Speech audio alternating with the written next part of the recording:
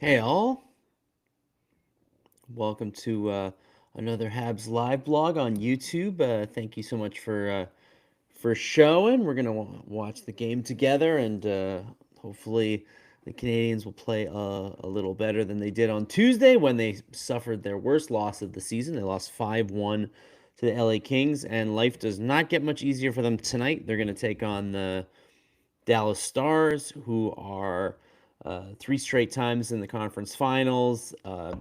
Always perennial cup contender, these guys. And yeah, we shall see.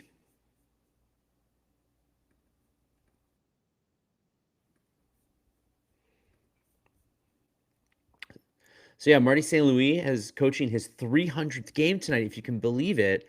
It still feels like yesterday when they hired him, and we were all saying, "Hey, isn't Marty coaching his kid in high school? How good could he be?"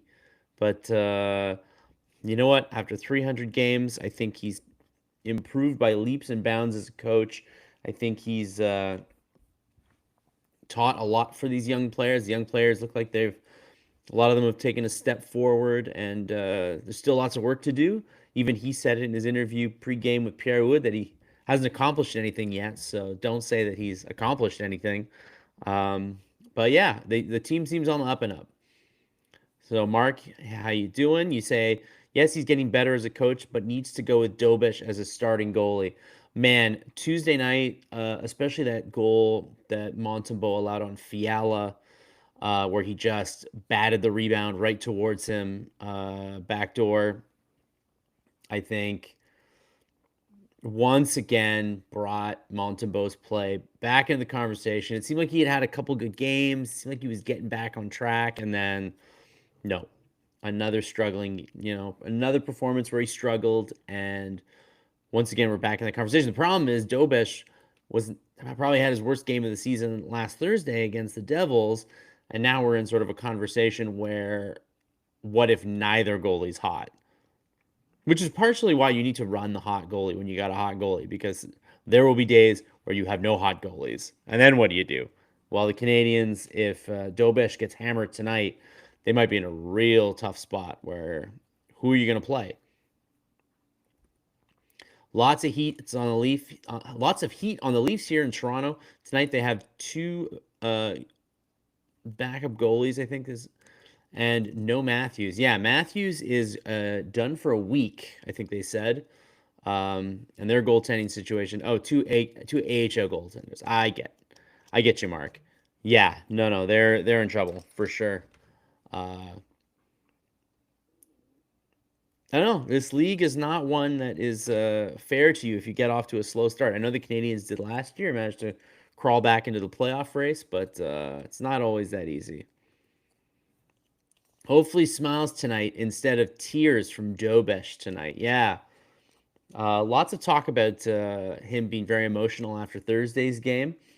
I know in the Hockey Inside Out show this week, we talked to obviously the regular Rick Green, but Brian Scrudlin was on this week, and you guys need to check it out because Brian Scrudlin was amazing. God, that guy's funny. He's got stories for days about the 86 Habs. I mean, he had stories about the 96 Panthers because he was on that Panthers team that made that surprise finals run.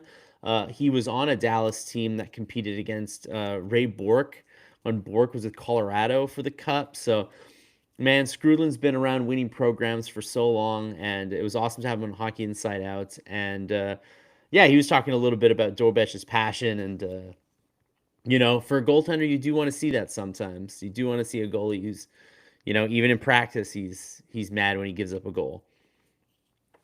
Hey, Rick, happy to see you again. Hoping for a better performance tonight from the Canadiens, though. I will say.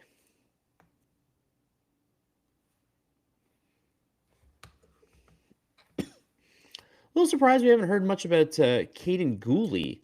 I was checking in on him today because I know it was 4 to 6 weeks, but he was skating last week, and it was kind of quiet after that, I must say. So who knows what's going on? Ryan, hey Ryan, Marty needs to keep going with the hot hand for a while. Yeah, how hot is Dobes going to be though if he doesn't win tonight? Because then it's going to be 2 losses for him. And let's say he doesn't have a good performance against Dallas, which is very possible because they have a 32% power play right now. And Miro Heiskanen is playing like an MVP right now. So they're meeting Dallas at a terrible time. Dallas is looking fantastic. They've lost 3 of 4. They're sliding a little bit. That being said, if the Canadiens can win tonight, suddenly you've reversed this potential, downward trend. So it's a big game tonight. I know it's just November, and we're still feeling it out a little bit, but beating Dallas on home ice tonight would be huge. Love Scrudland. Unfortunately, I feel 4-2 Stars win tonight. Hopefully not. You're the one that, Kevin, you could almost correctly predicted Tuesday's game. No? So interesting to see. So now you got 4. I think you said it was 5-2 Kings on Tuesday. You're almost right. It was 5-1. So hopefully you're not almost right again. Hopefully it's not 4-1. I guess that would be the correlation here, but hopefully not. Go Habs go! Yeah, we gotta get some Go Habs goes in here. Yeah, Miro Heiskanen has 11 points in his last 5 games. Good gravy! What a player. Hasn't been in too many conversations for like the Norris, but he and Thomas Harley, what an amazing 1-2 that team has. Shocking that Dallas has a -1 goal differential despite a 10-4 record. I was shocked at Jake Ottinger's stats. He's got a save percentage under 900. So it's not just Montembeault that's not playing great right now. Ottinger's stats are surprisingly weird, but I think unlike Montembeault, I think everybody just assumes Ottinger will get back into it. I mean, he's too good.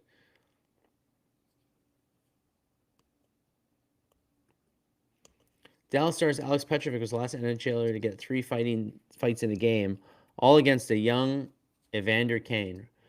Alex Petrovic, what a battler that guy is. He's been in and out of the league and always manages to hang on. Good for him. Yeah, exactly. I said 5-2, and I gave the Habs more credit than they deserve that night.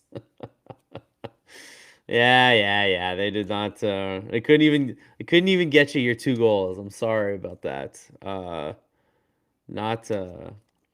I mean, I'll ask. Was that the worst performance you've seen so far? I think it's unquestionably the worst performance the Habs gave all year. Against the Kings. Maybe I'm wrong. I feel like I missed one of the losses. I feel like I was unable to watch that game and I missed it. One of the big losses. Oh, the Rangers game. I kind of was like, it was not available for that Rangers game if I remember correctly. But I would imagine. No, I watched the first part of it and they were okay. It was really the Kings game on Tuesday was the worst one so far this year. And just like with the whole goaltending controversy, I mean the timing could not be worse.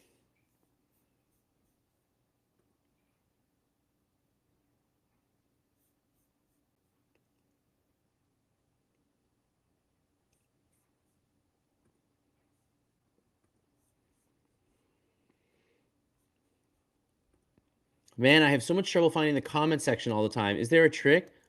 I don't I don't know. I see it, but I will admit that I'm on my computer browser because I have to stream this. So I think it looks a little different for me than it does for you. But I think if you go on your phone, it's just like the screen's on the top and then the bottom is comments. I think. I don't know. Maybe I'm wrong. My dream was to be able to have the comments embedded in the YouTube on the website so you could be on the website, but it did not work.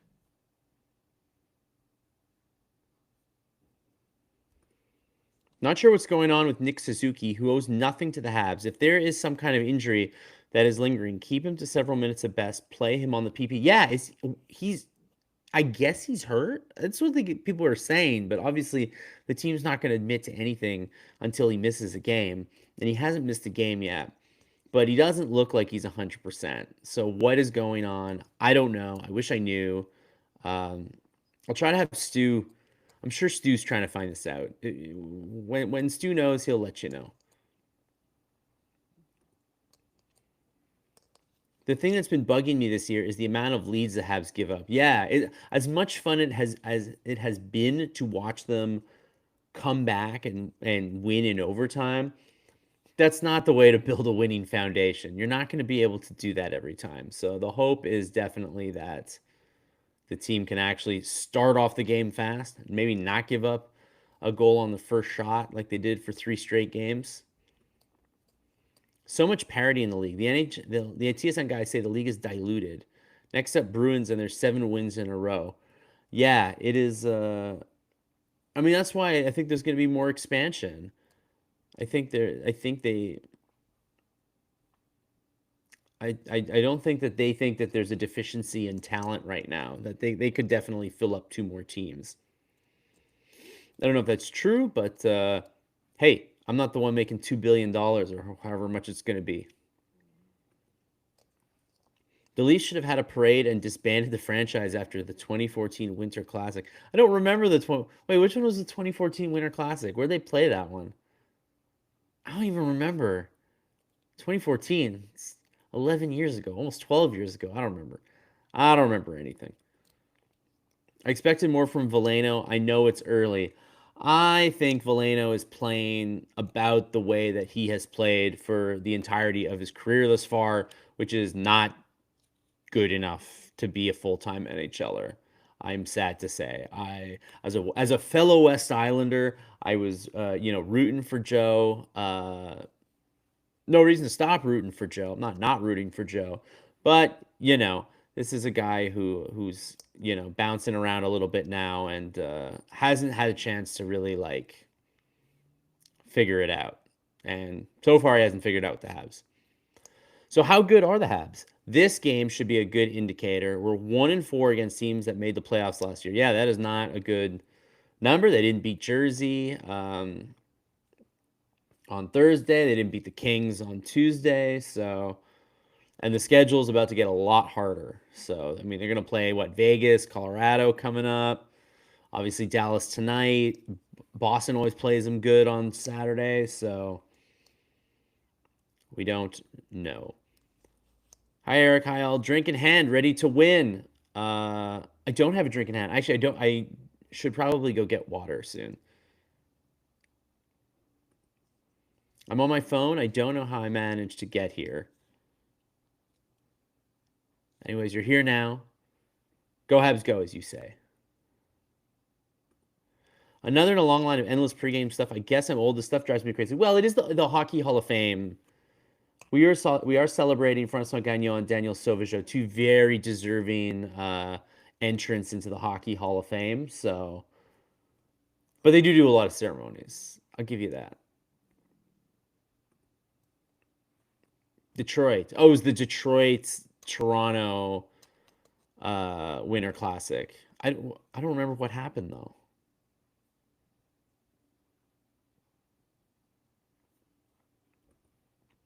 Go to YouTube, type Montreal Canadiens Live. I'm super happy that YouTube search actually yielded that. I wasn't sure yet. I work a lot in Google stuff, and Google search is a tricky thing.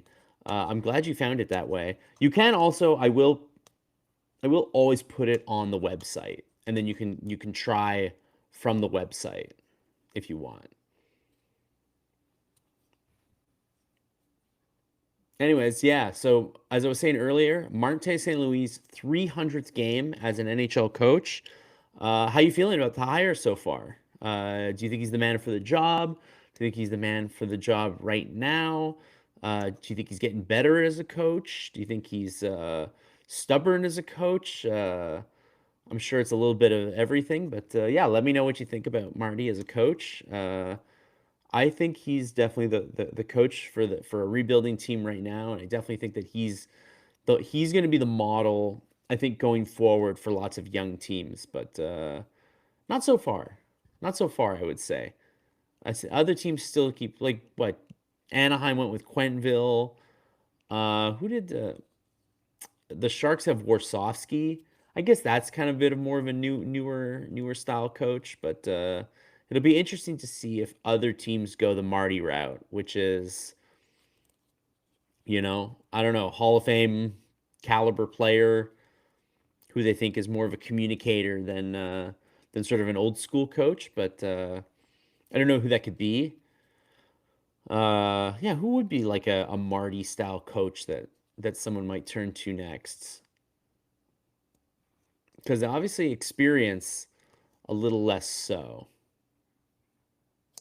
Marty was not a super experienced. Obviously, he had no experience when he came in. He's coaching his kids' high school team.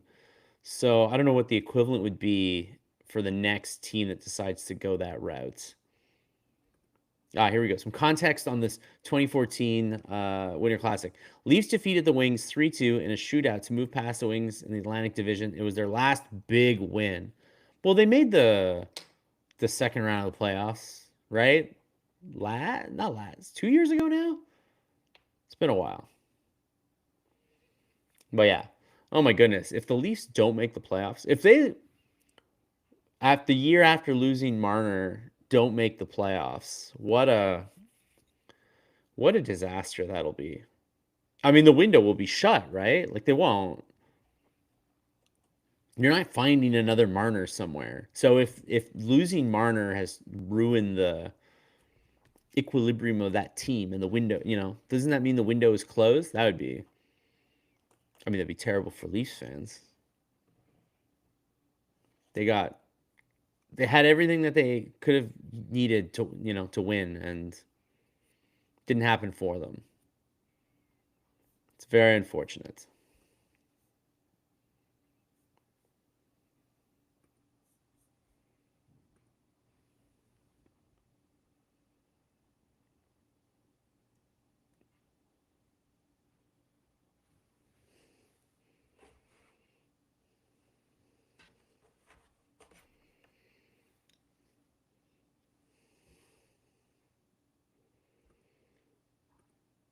Not a disaster, a reality check.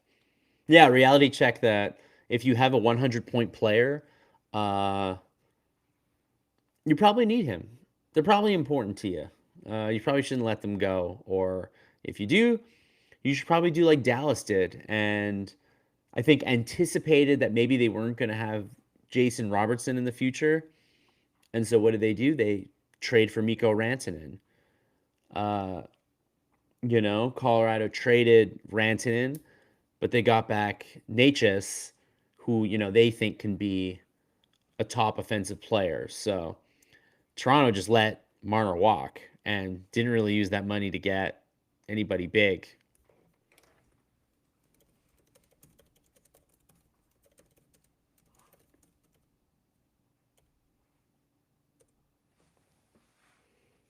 All right, here we go.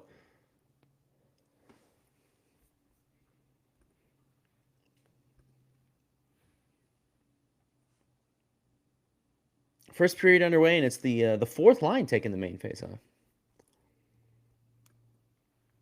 I was held captive as a youth by a thing called regional broadcast rights. Leafs would have to get knocked out of the playoffs to see my Habs. So be it. Yeah, they don't make life easy for Canadian hockey fans to watch out of market games. I'll tell you that much. Very unfortunate. All right, here we go. First period underway.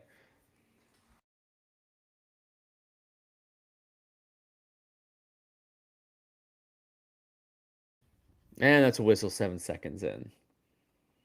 So the only lineup change tonight, obviously, Dobes is in. Montembeault is out. Laine's still out. And Kaiden Guhle still where he's at. I don't know. He was skating.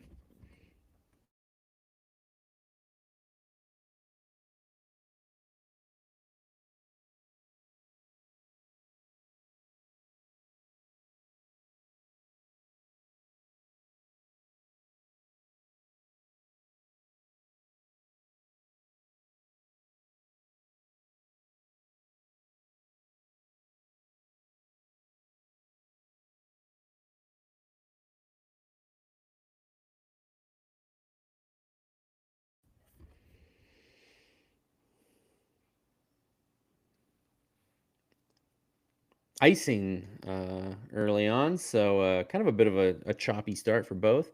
Tough test tonight for the boys. You better believe it. The Dallas Stars are, I think, on paper, I would honestly, I think they're as good as any team in the league. I honestly, on any given night, I think what they maybe lack in like a Connor McDavid McKinnon, they have in just an incredibly deep lineup and a lot of talented players. 60 minutes are needed tonight, says Rick.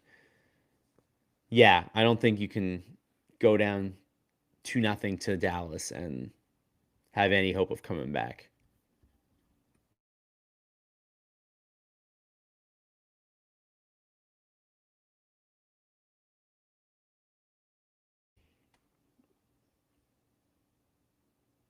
Man, I think it was Dobson who just shot it right in the guy's skates and then it bounced all the way down the ice. So Dallas was able to get that change off the icing.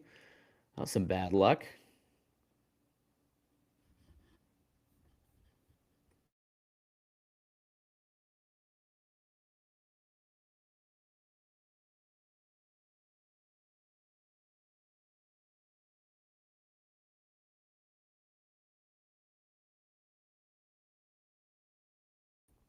Wow, really nice chance by Matheson. The seas parted right up the slot, and he just went in himself and nearly beat the goalie glove side, but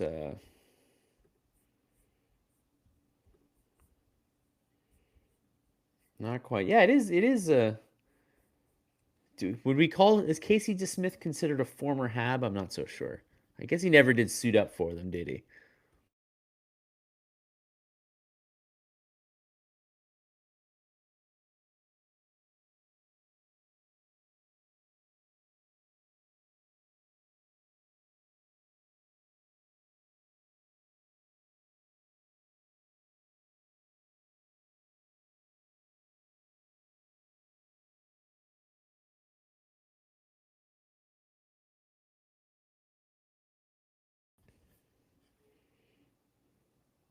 Joe Valeno with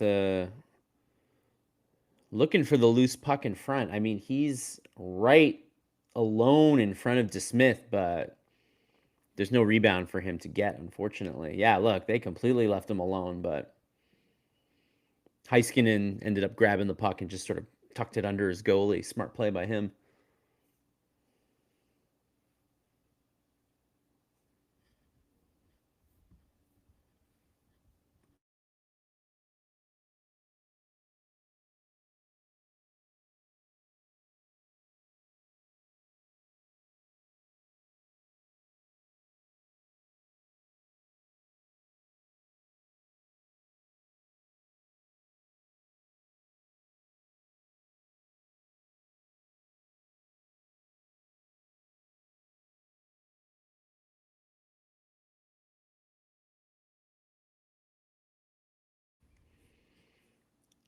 Ooh, another what looked like an offside, but Newhook somehow kept it in, dished it to Demidov, and then Kappen was backdoor, but the puck just bounced over the stick.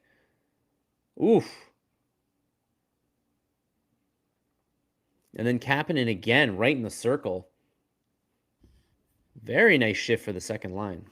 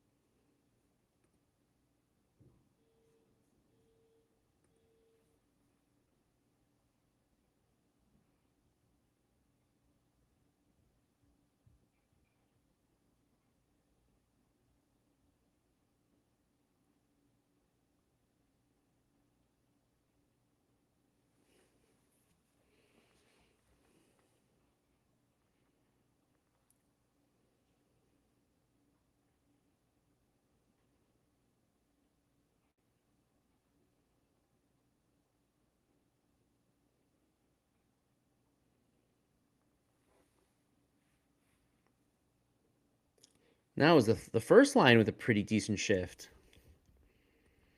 Jack sure looks more confident lately. Yeah, it's funny, Mark. I think for a while it looked like Struble was sort of playing the better of the two, and now I feel like it's the complete opposite. I feel like Jack the last couple of games has looked good, and Struble is the one that's kind of looking like a deer in the headlights.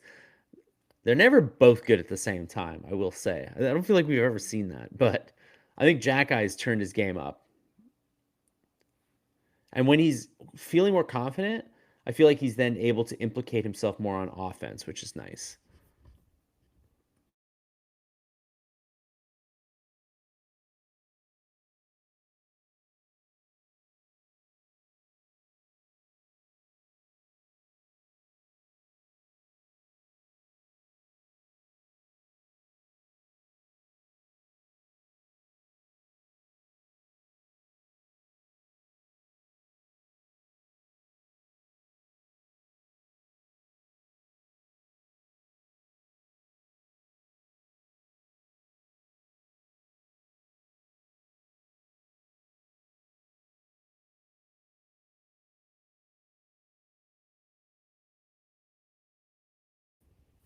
Well, now it's Dallas's top line. Man, Rantanen is tough to deal with along the boards. And hey, we got a little skirmish in front of the nets. It was a long shot on Dobes that Dobes saved, and then his teammates came to his defense. Did he get a little ice bath at the end of that?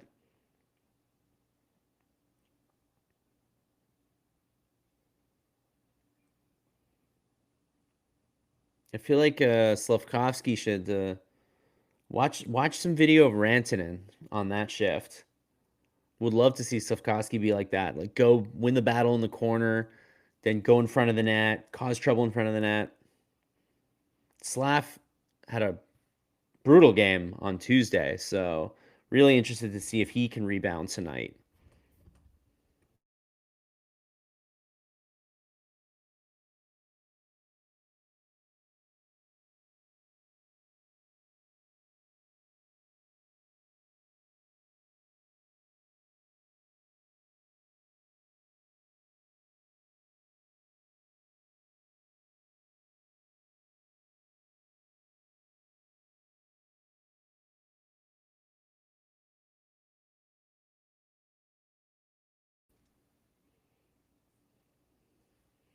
Another nice shift by the Habs there.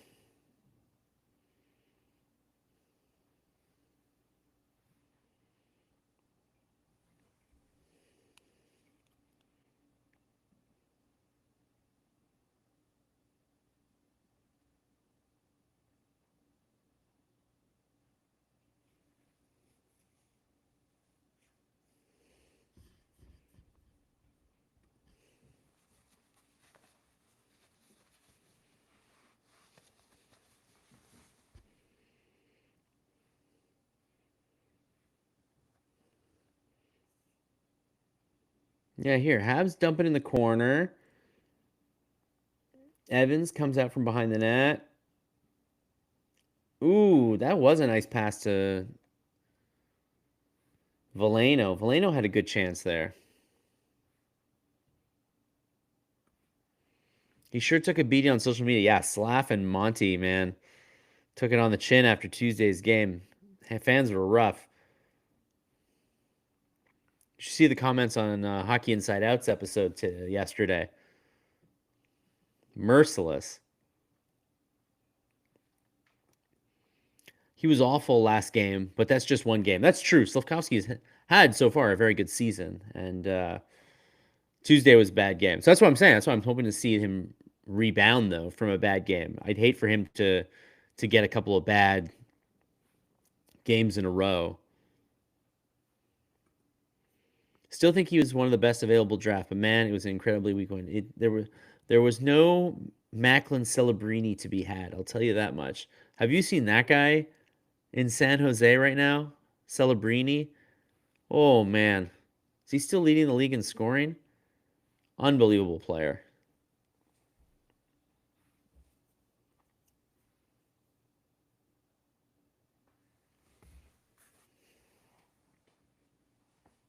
Yeah, we're starting to see Jacky getting a little more trust out there, and especially if it's like a pretty because he doesn't spend a lot of time on the special teams. If it's like a pretty 5-on-5 heavy game, definitely have more of an opportunity to play.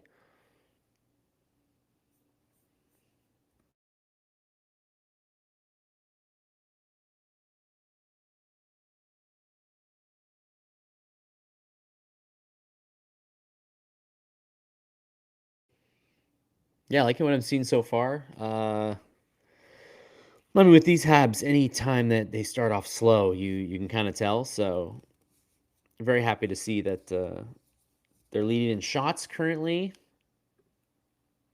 at 4-1, and there was that shift earlier where Dobson missed, so they could have had even more.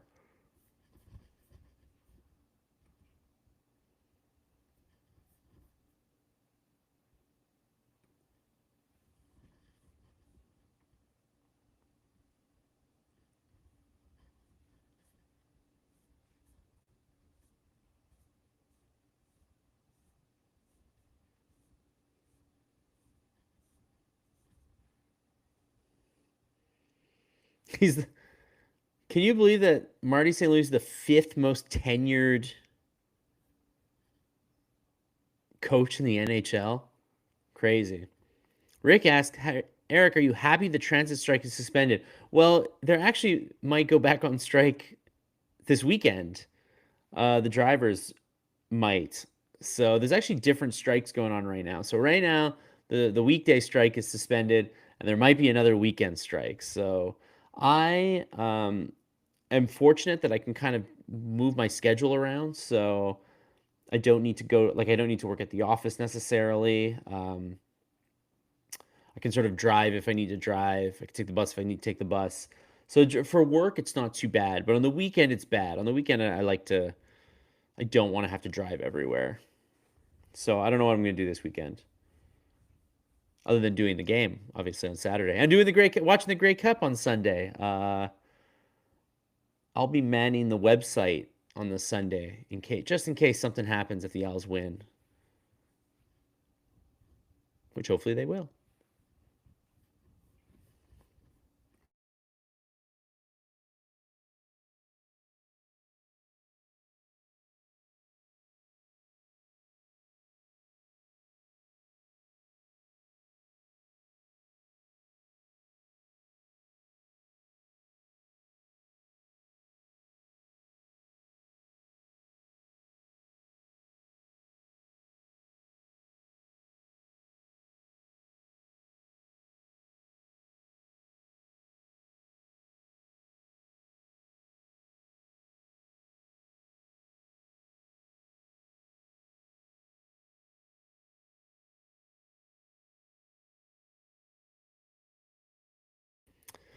Like the Kings, the Dallas Stars are also a very good road team. They're 5-1-2 on the road, whereas the Kings entered Tuesday's game 6-1-2 on the road.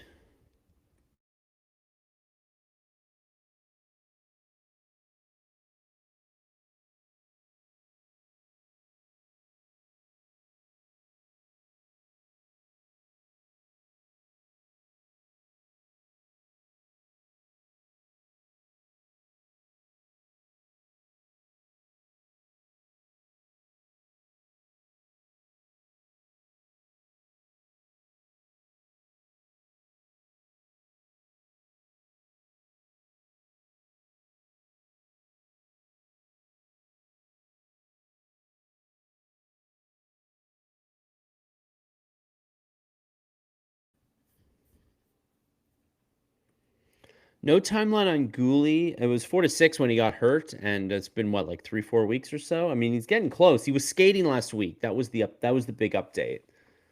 He was skating last week, so and they're at home right now. In theory, he can come back at any time. So I guess we'll see what happens. Struble goes when Gulick gets back. Yeah, I think Struble goes back to being the number 7 defenseman, which they still need. But I do think that Jack Eye, at least for now, would keep the sixth spot.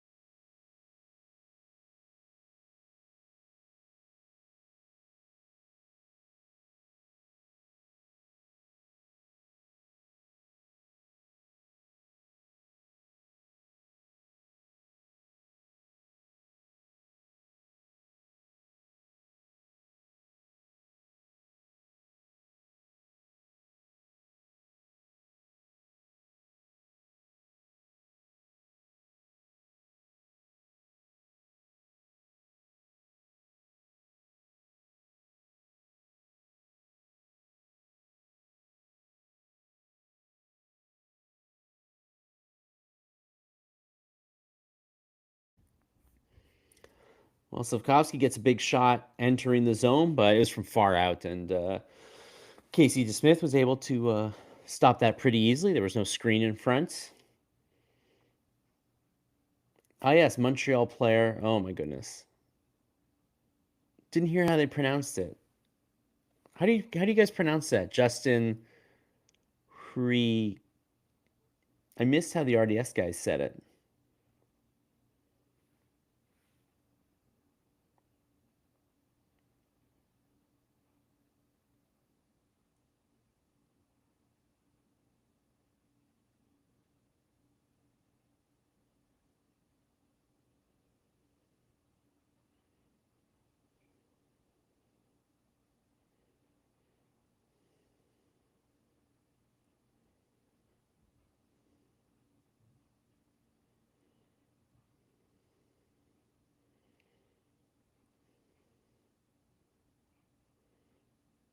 Yeah, very nice try there by Matheson, trying to do that drive-by, trying to get the screen in front, and timing was just a bit off, and Smith was able to catch that one.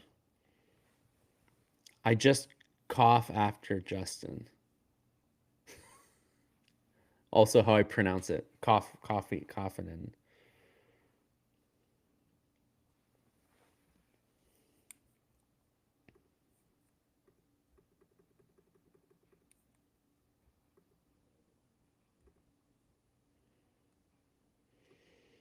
yeah. Stu Cowan agrees with you guys. Stu says that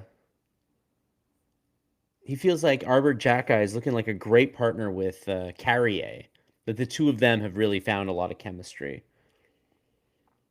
Stu also says he talked to Marty St. Louis a couple days ago what Dobson has brought to the Canadiens, and all he said was poise. He's brought poise. I like it. I don't disagree.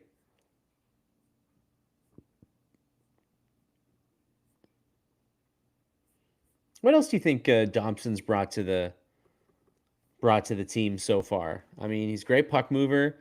I think the zone exits have been huge. I think that's probably the thing that I'm like most excited about. Oh, I guess the Kings have made their way over to Toronto. They're playing the Leafs tonight, and it's 1-0 Leafs apparently. Let's check that. Yeah, 1-0 Leafs, 1-0 Sens.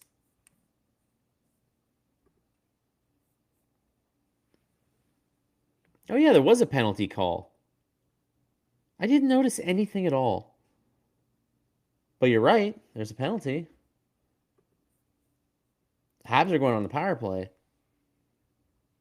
I can't say I saw anything at all. Did no idea that's even what the whistle was.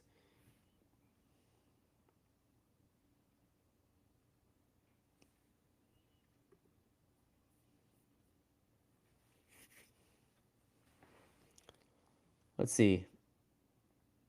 I mean, they're kind of fighting for the puck, and Josh Anderson gets rubbed out in the boards. Sort of an interesting. Hey, everybody's been upset about some of the calls on the Habs the last few days, so I guess we'll just take this one.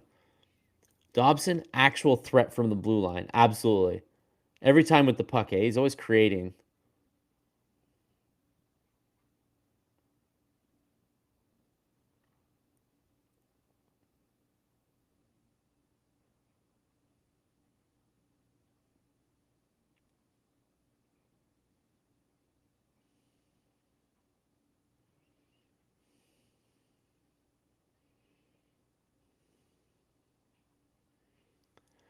I mean, Demidov and Slavkovsky just back and forth in it, and Slavkovsky's clearly looking for Caulfield on the other side and just could not get him open. So eventually, Slavkovsky just tried to shoot it himself from a tight angle, didn't go. That was a nice job by DeSmith staying along the posts.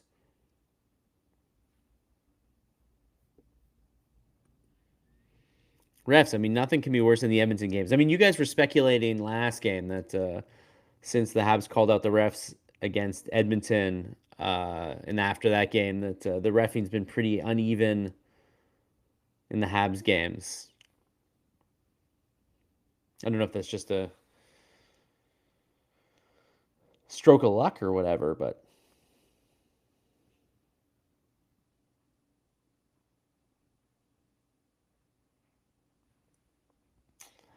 very nice passing play between Suzuki and Caulfield ends up with Hudson at the point, but his slap shot, for all the work that he put on in the offseason, still not striking fear in the hearts of goalies, that's for sure. DeSmith took care of that one pretty easily.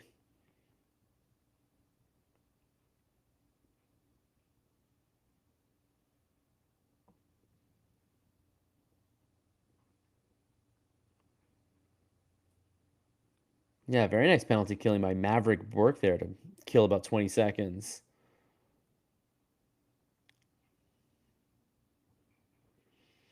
And this power play is over.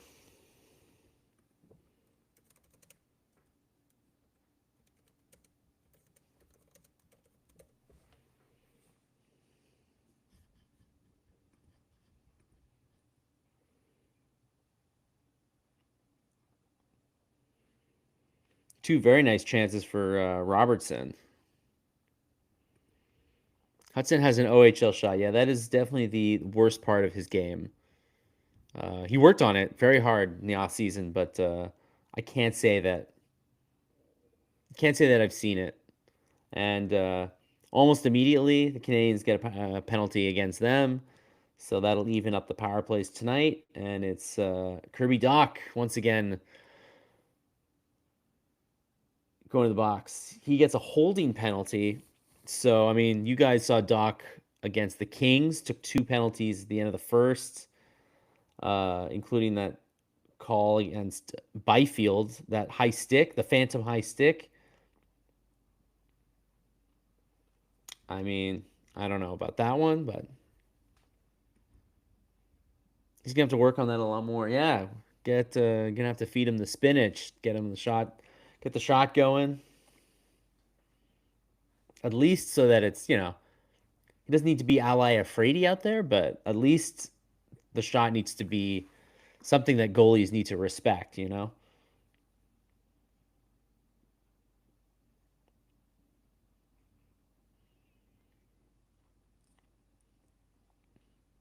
right, so far so good for Dobes.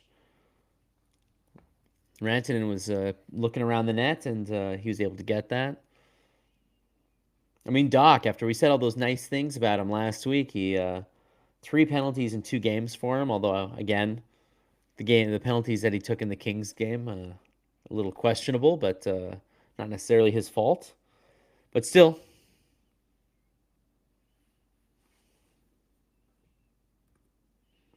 Doc has to be smarter. Too many penalties. What a stupid, lazy play. Yeah, when you're a player like him, you're just not going to catch a break. Oh, man. Evans, all open, wide open for a shorthanded goal opportunity. Um, Casey DeSmith really comes out aggressively and makes the save.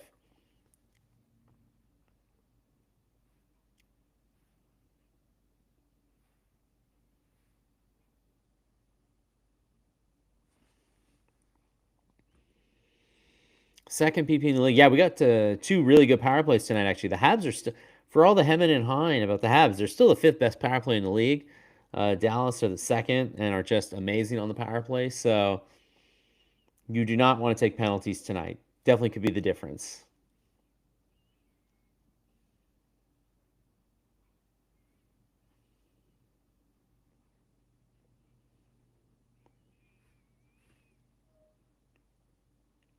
Ah, there you go.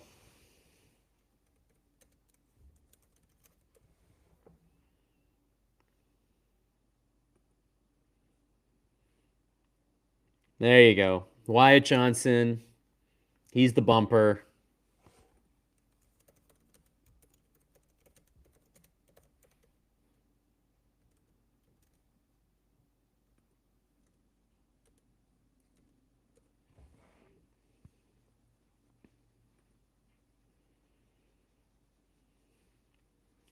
Nothing Dobes could do on that play.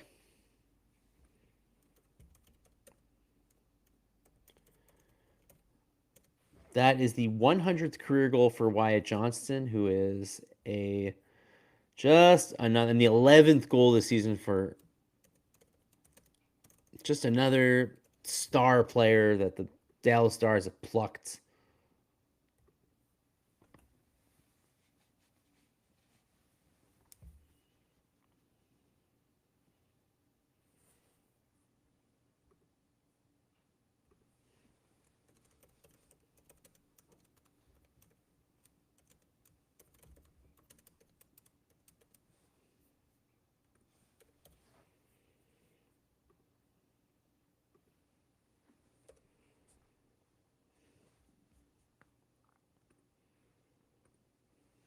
I think the Dallas Stars are the best drafting team in the league. They're the best. I think they're the best team in the league at drafting, developing. These guys do not get a lot of lottery picks.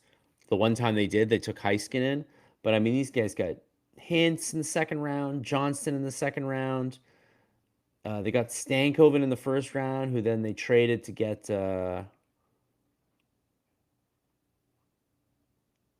Rantanen. Like,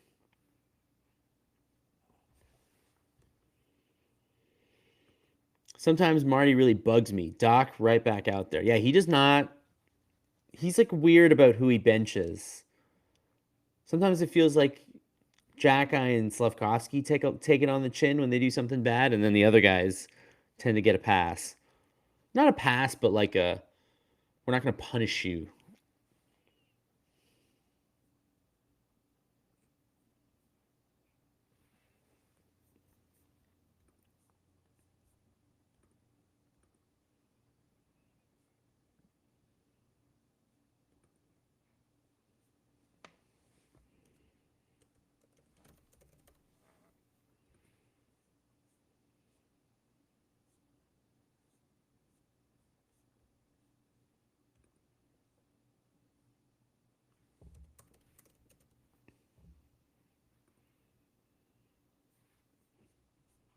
No, you don't see a lot of blocks from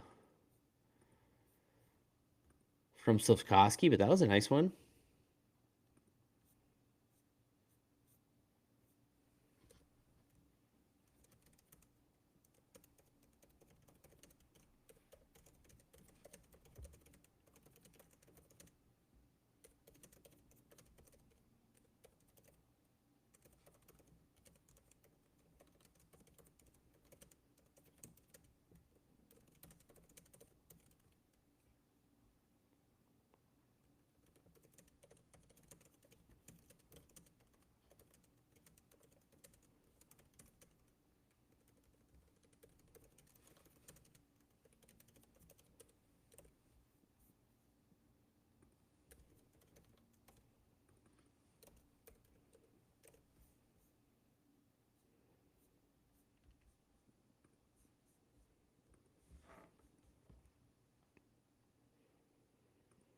How blind were the refs on Tuesday not to see that Doc High Stick was 100% the puck? Yeah, well, I would say that Byfield was pretty clever on that one. I thought he sold it pretty well. Penalties will happen good or bad. All the more reason to see weaknesses in the PK again. Dobson was on the ice for this goal without covering the puck handler.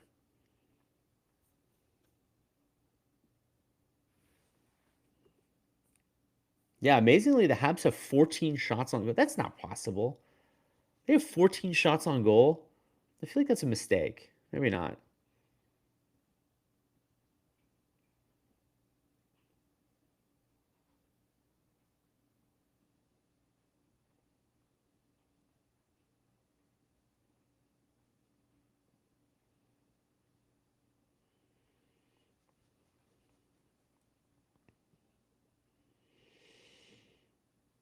Now there's about a minute to play in the period. Another Habs enter the zone, and nothing really happens. Dallas defensemen are very good at catching up.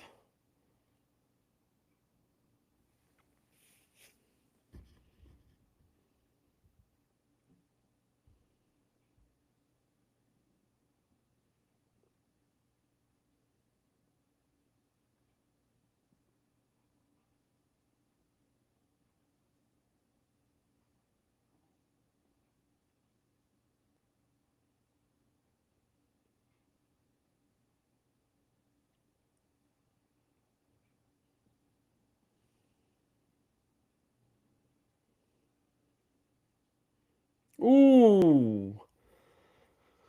Rantanen with a one-timer with 24 seconds left. I think everybody was kind of waiting for that period to die down, and Rantanen got a chance. And then Caulfield stole the puck at his blue line, thought he might have a chance, but didn't have the speed.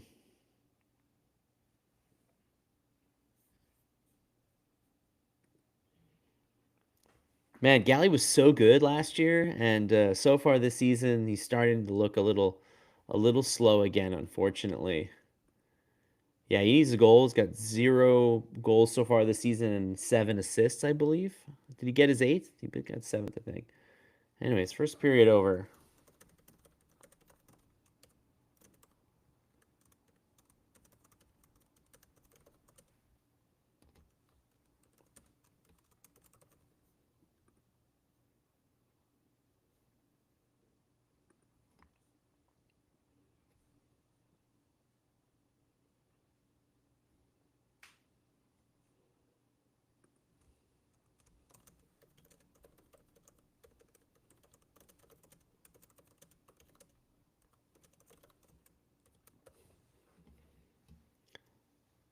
Yeah, are you surprised that the Habs got 14 shots? I'm a little surprised, to be honest. I didn't expect it.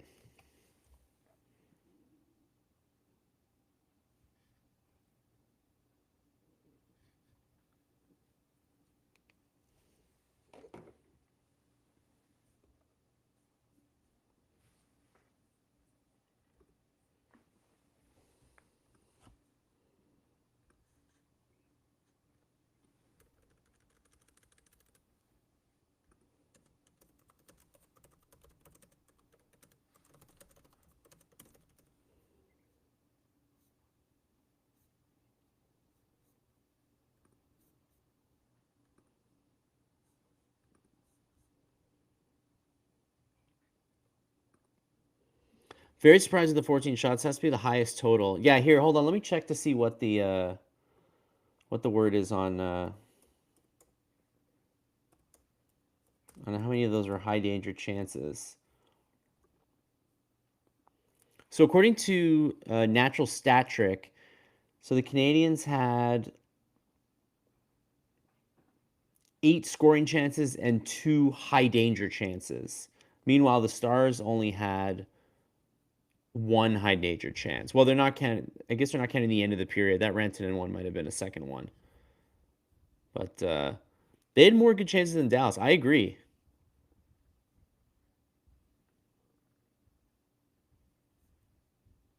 I agree.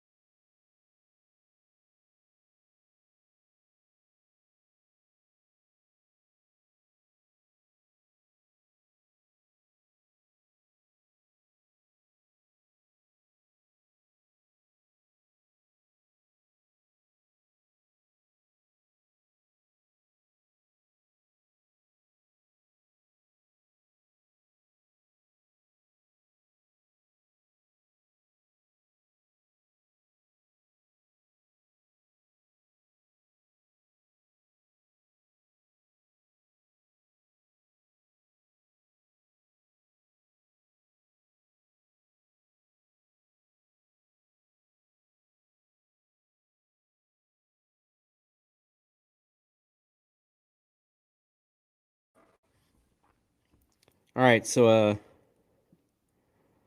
a stat from a pal of mine. He says he's like I know he's like I know that you guys are fully up on the conspiracy. So he's saying that since the Oilers game, the Canadiens have a league low 19 power plays. I'm not saying anything. Take that information for what you will. Whatever that information may be.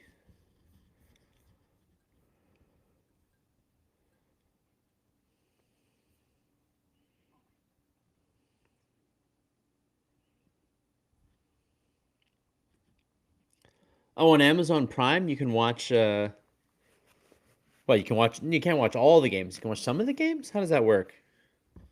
I'd be curious to know what's available on Amazon Prime. I know they got the Monday Nighters. What else do they have? Oh, here they show all the scoring and highlights in real time. Oh, that's pretty cool. Do you guys think that everything's? I know we still have cable, and I know that Sportsnet just signed this like new deal. But what do you think? How long do you think cable's gonna?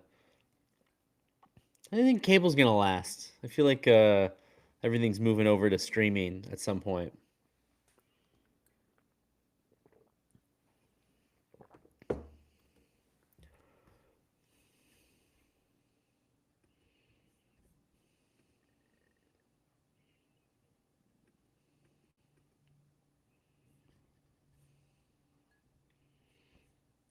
Anyways, from Stu Cowan, he says it's impressive how Habs goalie Jakub Dobes almost knocks the post off the moorings every time he pushes off.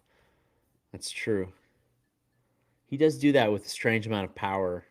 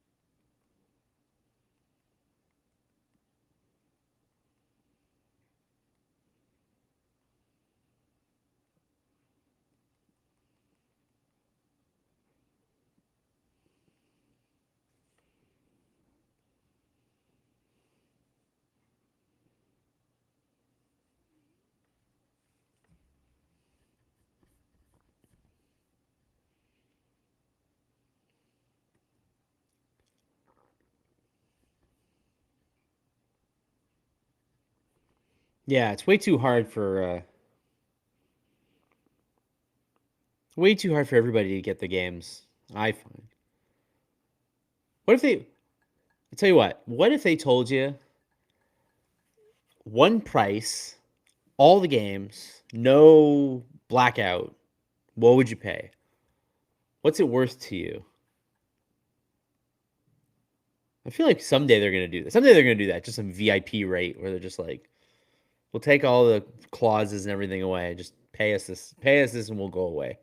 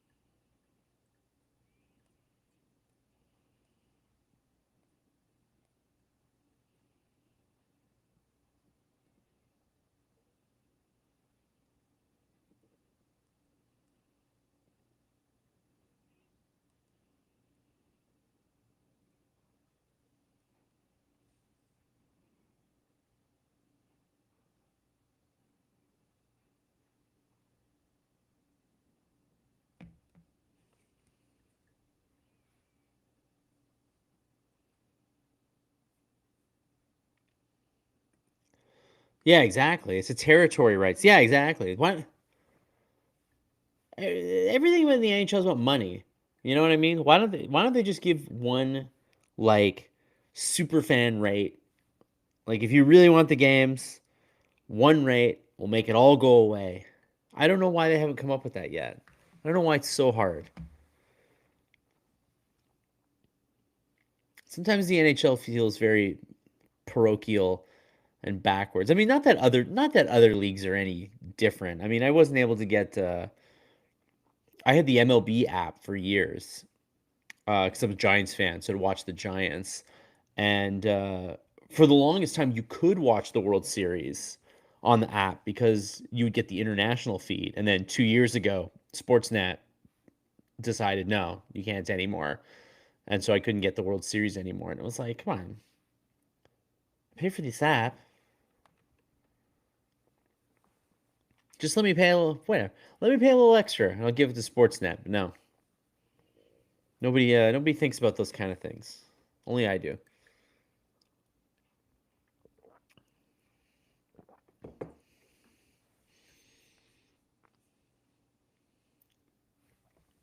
This week's Hockey Inside Out is out. The first episode came out yesterday. Apologies, by the way, that it came out a little bit late. We were having some issues with the back end of the website that we use to put the videos on YouTube. Um, so came out a little bit late, but a great episode all the same.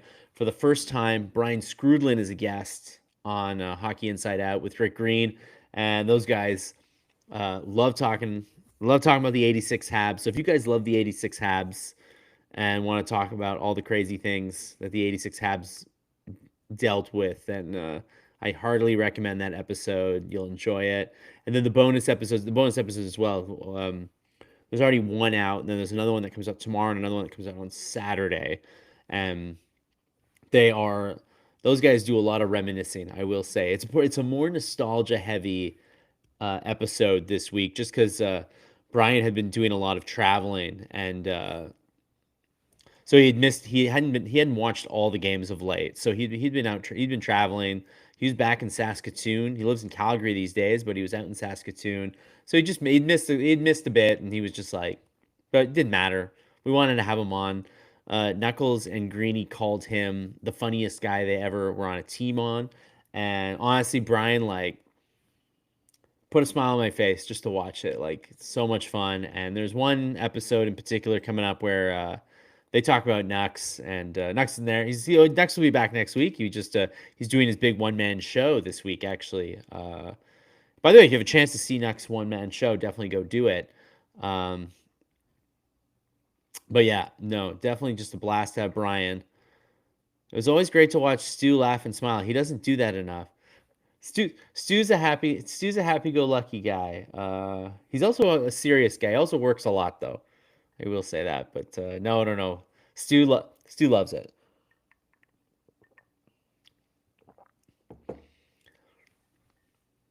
But like everybody else, though, Stu, nothing better than hearing the guys from the old teams reminiscing. Honestly, like makes my day. Just love hearing the guys from like the '86 Habs and the '93 Habs, or even when the '70s Habs guys were talking about what it was like. Amazing stuff.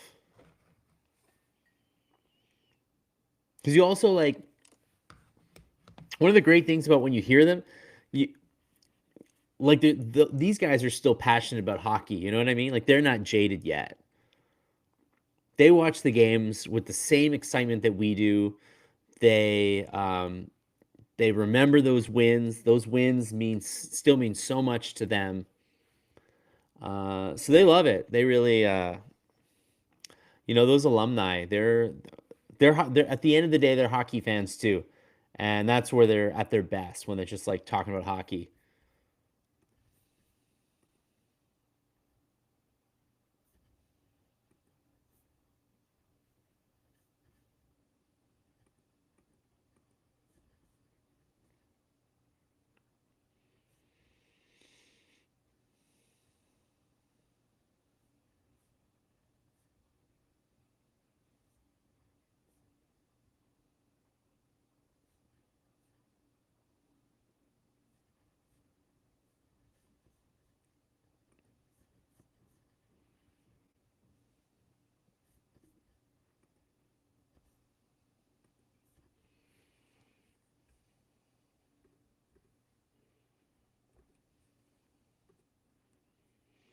All right, so we got the updated stats from Natural Stat Trick.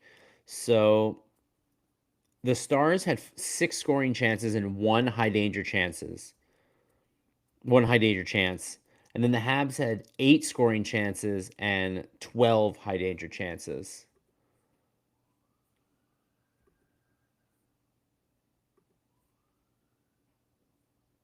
So there you go. So the Habs were definitely, in terms of the old expected goals, were definitely up, but expected goals don't mean a whole lot when you get no goals. So still 1-0 Dallas.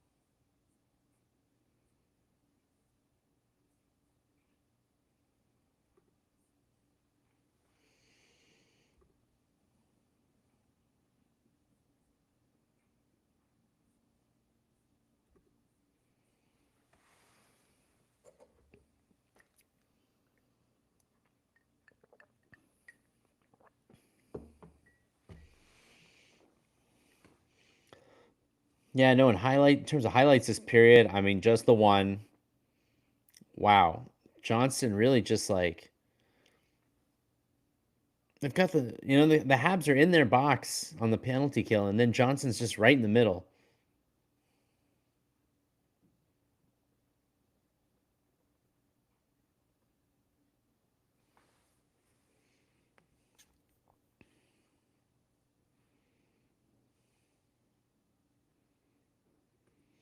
The Habs definitely went step for step with one of the best teams in the league.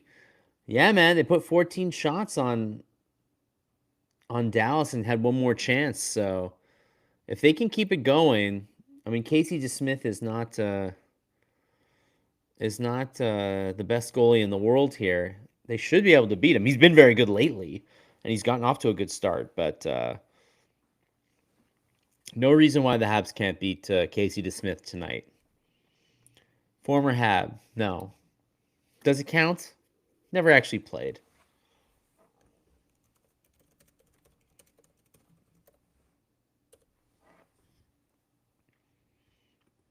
All right, here we go. Second period underway.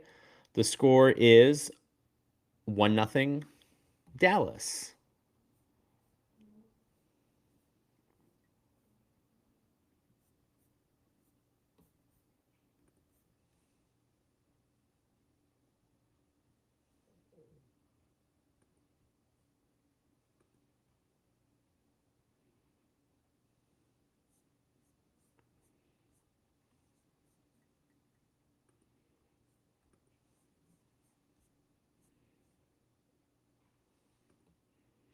Tell me that after 60 minutes. Yeah. It doesn't take much for the Dallas Stars can beat you in 10 minutes, so the Habs can't slow down at all.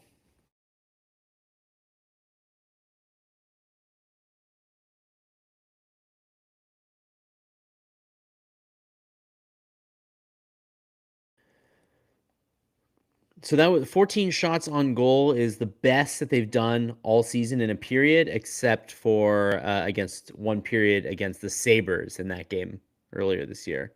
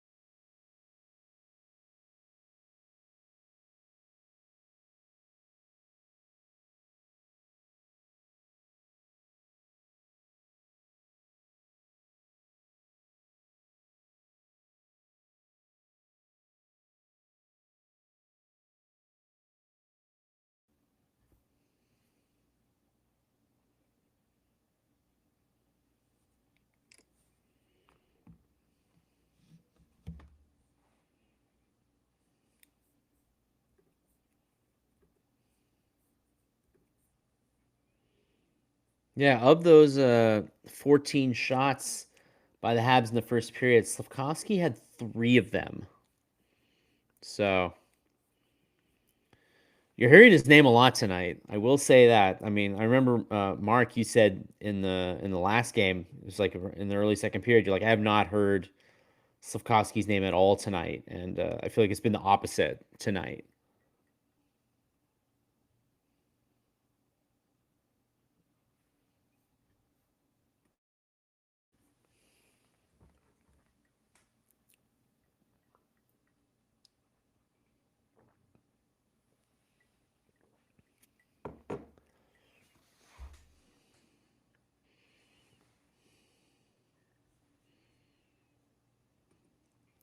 I heard that 15 Habs games will be on Crave next year. I have also heard the same, and it was very inconspicuous when 15 games were omitted from that email about how RDS and TVA Sport were getting the package back. So, yeah, I I think I currently have Crave. I do because I watch a little bit of HBO and Shorzy. Uh, but yeah, Crave is pretty expensive as far as streaming go. I like it. It's got like the best selection I think of the Canadian of the streaming platforms that you can get in Canada. But if you don't have it, it's a big ask.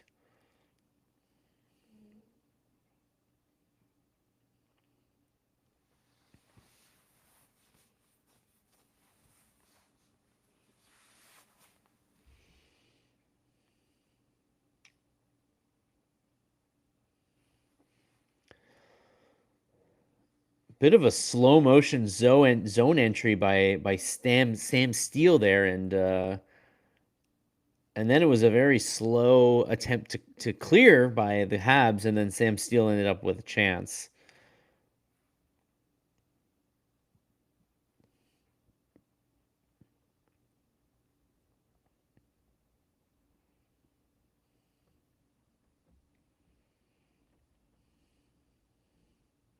Wow, Johnston really close to scored his first scored 100th goal this in the first period, and the only people who did it faster than him on Dallas scratch Minnesota was Modano and Brian Bellows, former Hab Brian Bellows. So he's in pretty elite company as far as that organization goes.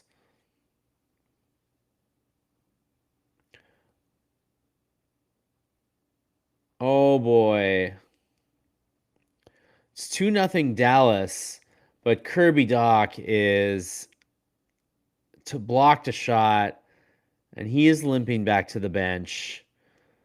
So, oh my goodness. So it's, I mean, it's not great that the Dallas Stars scored.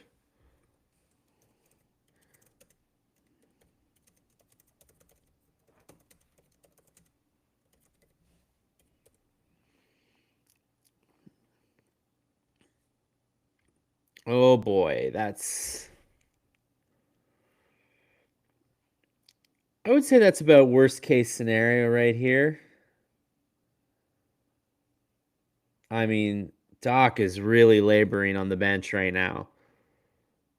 The goal is almost secondary at this point. I mean, Dallas basically ended up on the power play. Doc was down in the corner. He couldn't get up, and they didn't stop the play. And now we have a very dangerous play, and Newhook is down.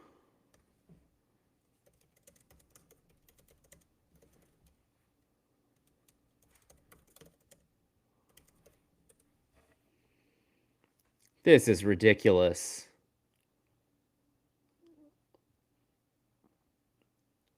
So, come on. Newhook's going to chase the puck behind the Dallas net. And then Leah Bushkin completely trips him up, and Newhook flies feet first into the boards, and he's down. What a cheap shot. This is crazy. He gets a minor penalty, but Newhook needs 2 Habs and the trainer to help him off the ice.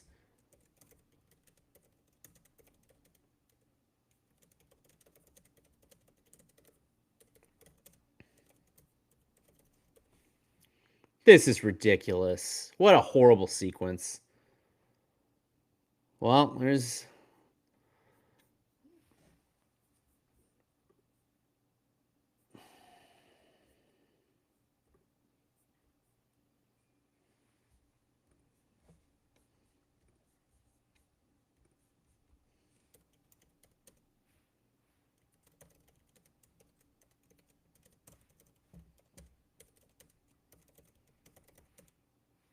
Well, the Habs are going to have to somehow shake off a potentially disastrous sequence there and try to score on the power play. But to lose 2 guys like that, back to back, especially somebody like Newhook's who's been playing so well lately, over a real cheap shot.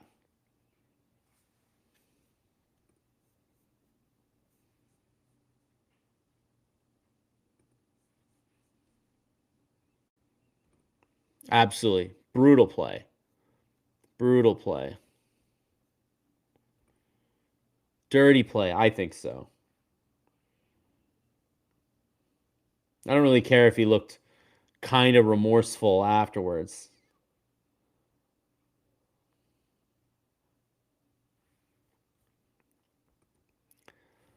Yeah, the Canadiens have to score here on the power play, and they had a good chance just now, but it was another really nice passing sequence, but nobody finishing.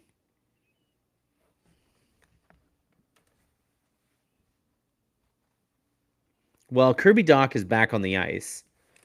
Thank goodness.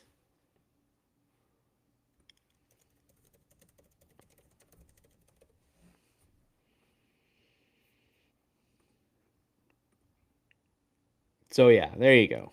At least Dach is okay. Unfortunately, Newhook, that would be a huge loss for the Habs.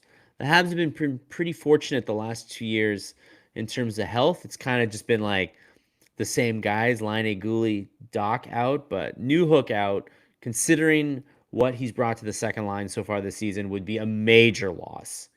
Major.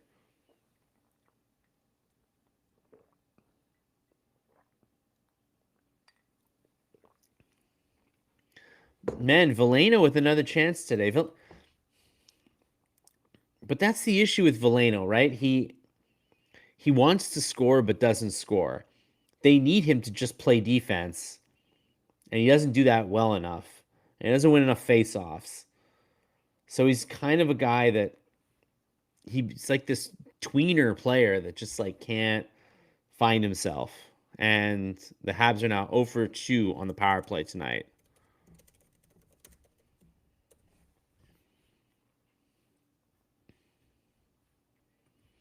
A high ankle sprain would be disastrous. I think I remember hearing before players saying that you'd rather just break your ankle than get a high ankle sprain, because a high ankle sprain just doesn't, it heals very slowly and saps you of your skating ability. Whereas if you just break your ankle, it's like a few weeks and you're good to go. Florian Xhekaj time. Yeah, if they need somebody on a scoring line, it's going to be Florian. Oh, man, Dallas breakaway, and it's 3-0.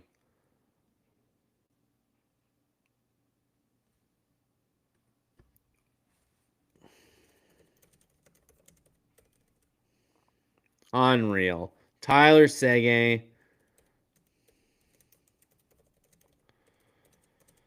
Yay.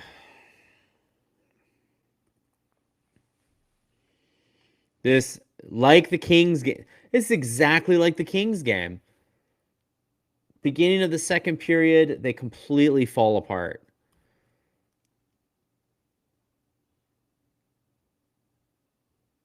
It's now 3 goals on 7 shots.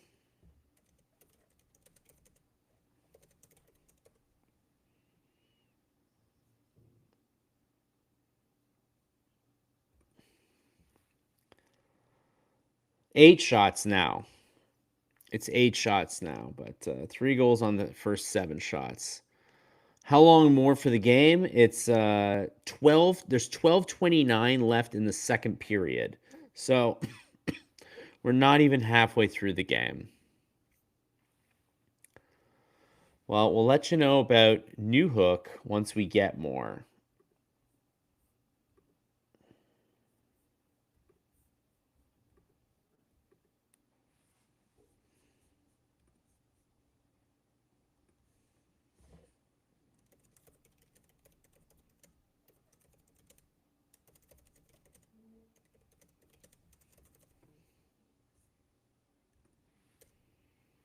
And it's a penalty for the Habs. It is completely unraveling right now.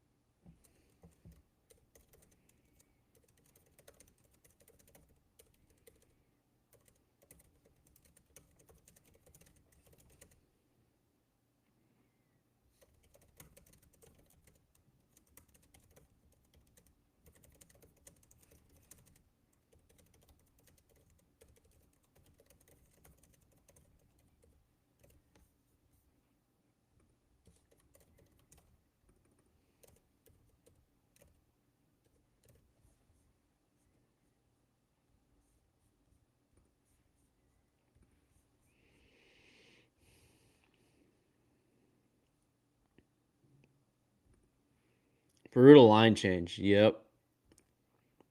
Too many defensive breakdowns. Yep, the Habs line change was an issue. Yeah, I mean, Tyler Seguin is not a burner if you're giving up a breakaway to him. Max, young team versus an experienced veteran heavy team. This is the second game in a row where the Canadiens have taken on an older, heavier team and have found themselves down big in the second period. Dobes is struggling tonight. Habs playing solid, heavily outshooting the Habs. I think the tables have turned a little bit in the second period, and Dallas has immediately taken advantage. LA, same kind of game. Exactly. Dobes with a 625 save percentage on the game. How long until the cognoscenti call for him to be pulled? Yeah, I don't know. I don't know. I don't know if people are ready to go back to Montembeault just yet. The shots haven't been that dangerous, to be honest. Looks like it won't be long before we're back to our usual spot, fighting for a playoff spot. And now Dallas are back on the power play. They're very, very good. Second best power play in the league. Maybe the best after that goal. They entered the game 32%. So all doom and gloom from the usual suspects. It's a long season. That is true. They look down and they look much more down and out last year. I'll tell you that much.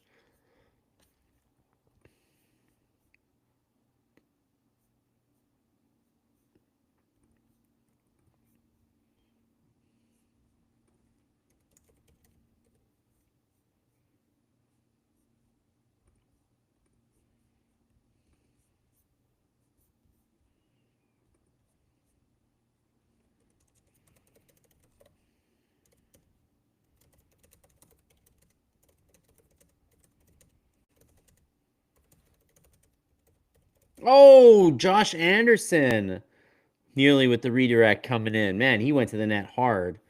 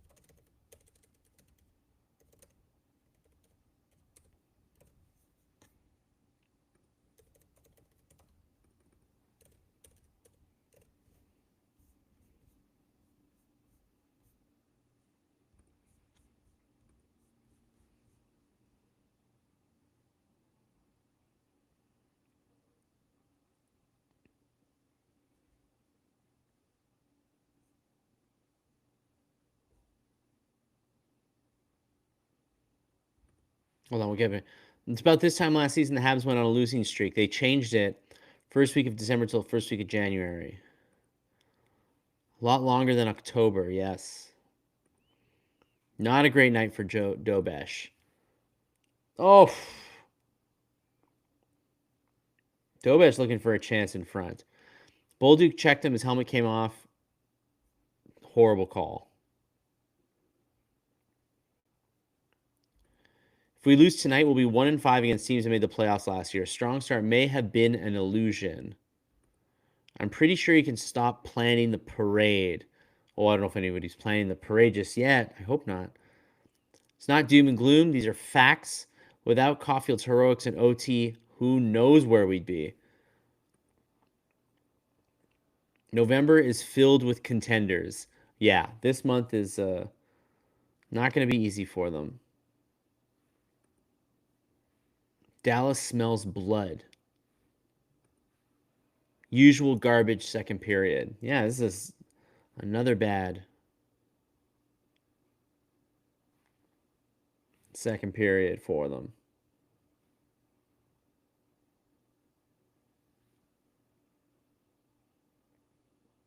Ooh, Caulfield with a nice chance driving the net, but wasn't able to get a shot on goal.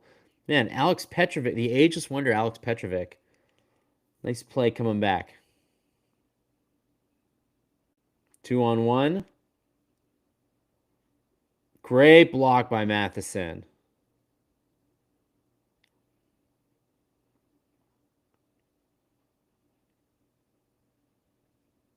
Yeah, that was a great block by Matheson to cut down the pass on the 2-on-1. There you go. Habs back on the power play.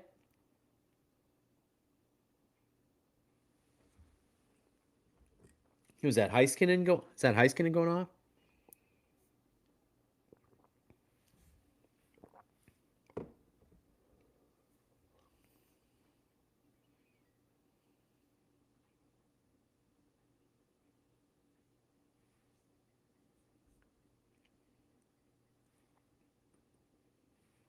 Davidson's been playing great in Laval. Would not shock me if he's the guy who gets called up.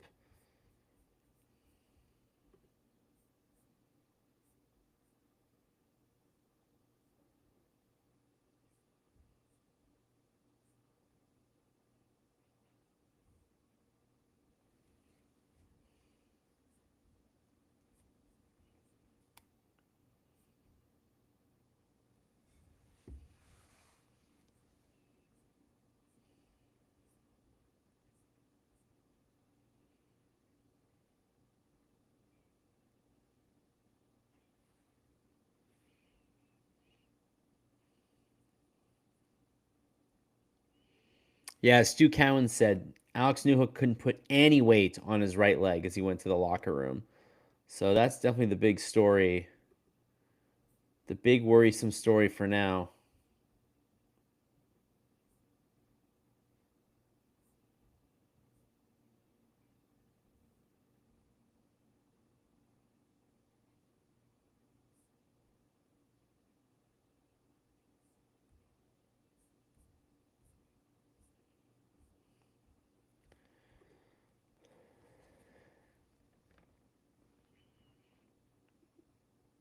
Hey, Slavkovsky draws the penalty there. He was skating hard along the boards and near the benches, and Bastian had to cut him down. So very nice. Hopefully, he gets a chance to capitalize on this power play. The Habs are currently 0 for 2 on the power play tonight.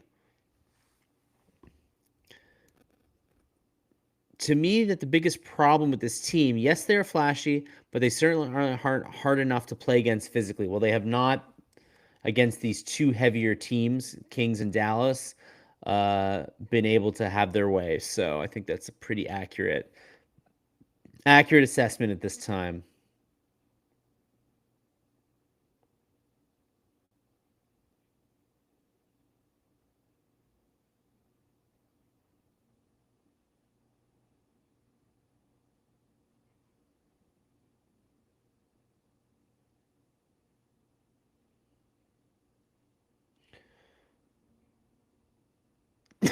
Oh man, Demidov was backdoor, wide open net.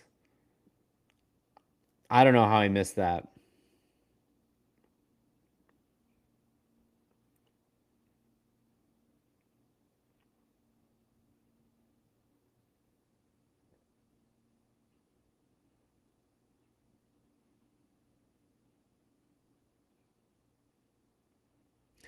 Demidov goes on one knee and takes the slap shot, and he misses wide, and then the puck clears. Oh boy. That was a glorious opportunity.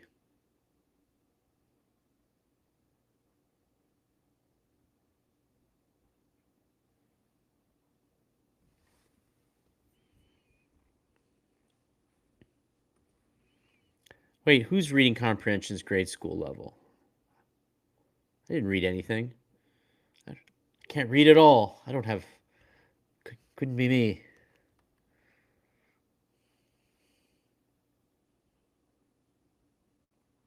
Well, it looks like the Habs are about to go 0 for 3 on the power play.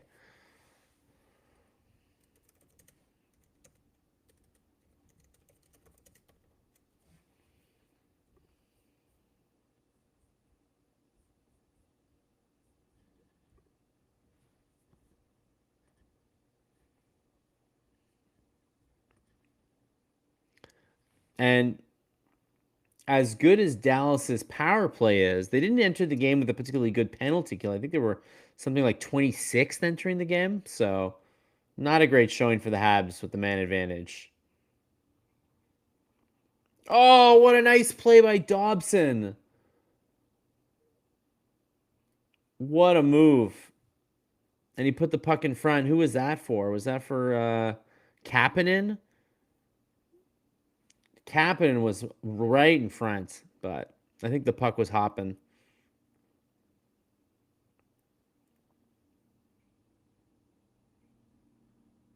What a goal. And oh, they slammed Robertson in the board right afterwards, but he's fine. But what a move by Robertson in front.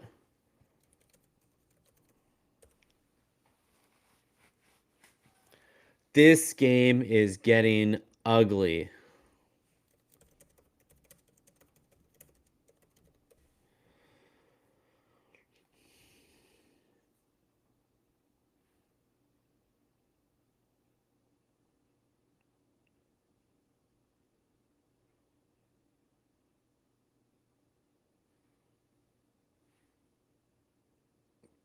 Are the Habs going to challenge that it's offside? They are not. Face off is gone, so there goes that chance.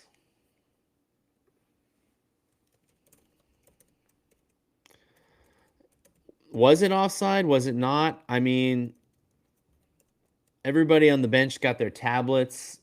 Marty's usually pretty aggressive. I think Marty's one of the more aggressive in the league at challenging. So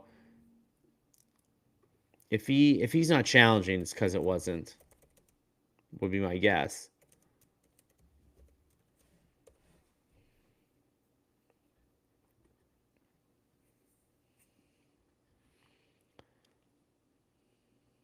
And that's 4 goals on 12 shots.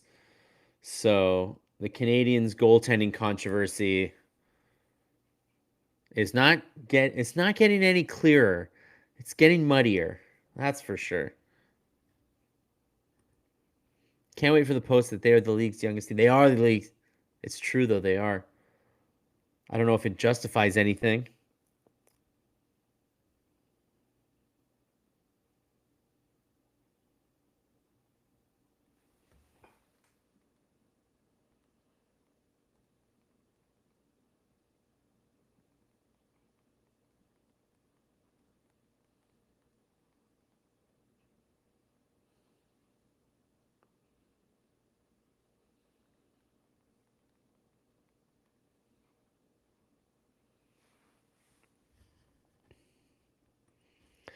They're not helping Dobes. Yeah, I mean these are. Oh my goodness. It's 5-0.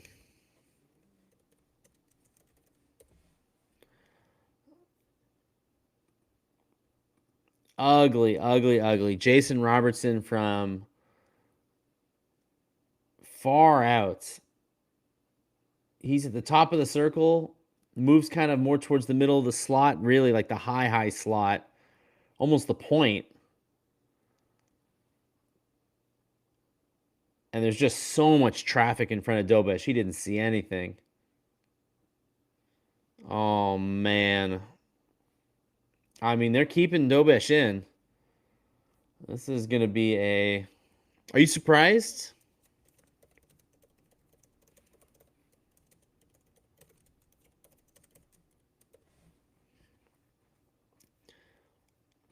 Are you guys surprised that they haven't taken Dobes out yet? Do you think he's rattled? Or is it just a matter of he's not getting any support tonight and they don't want to help the team, you know? And they don't want to give the team the wrong idea that they were playing well. Yeah, who's going to be the guy who's going to spark this team? It just feels like ever since the New Hook injury.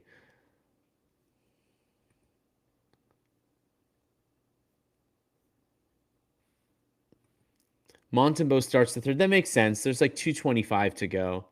Maybe you just wait and then...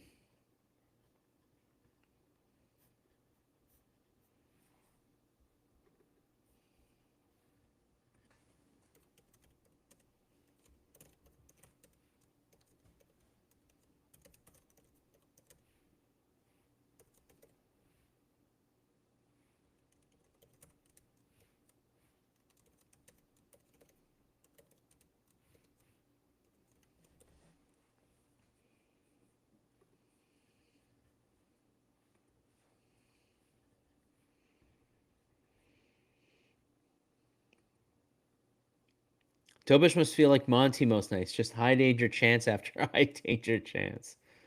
Yeah, it'll be interesting to see what Natural Stat Trick says. They said that Dallas only had one high danger chance after the first, and I would imagine they've got a few more now.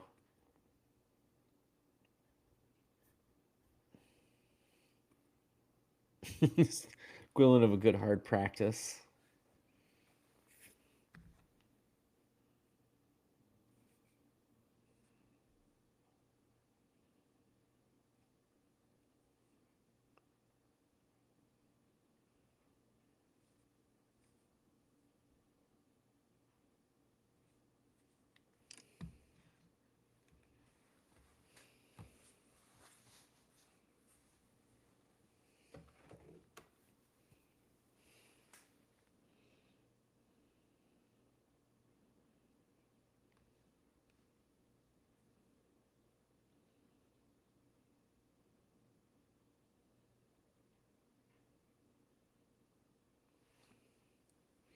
Habs pushing in the final minute here.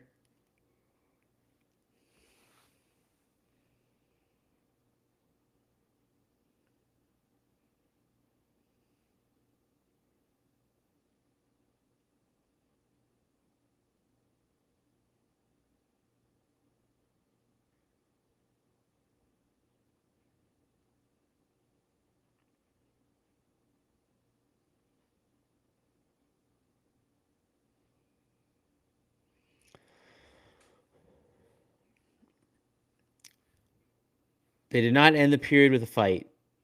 They're going to end the period down 5-0 instead. Now I have two drinks. You might need a third one, to be honest. I might need a third one.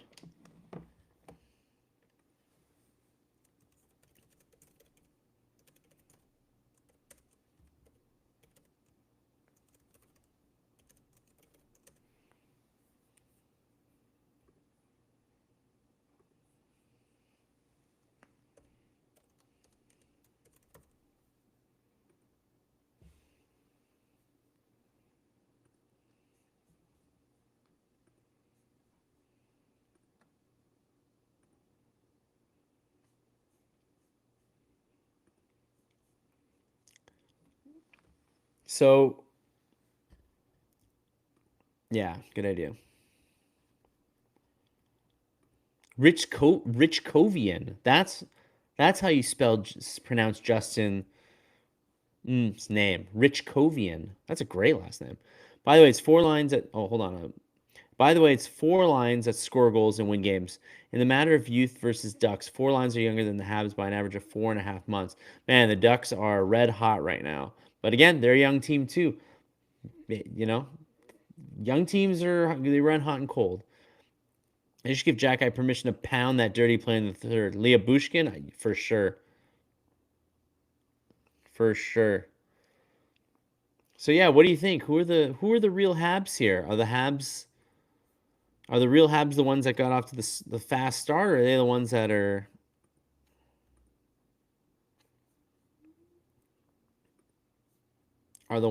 are melting down currently in this little homestand?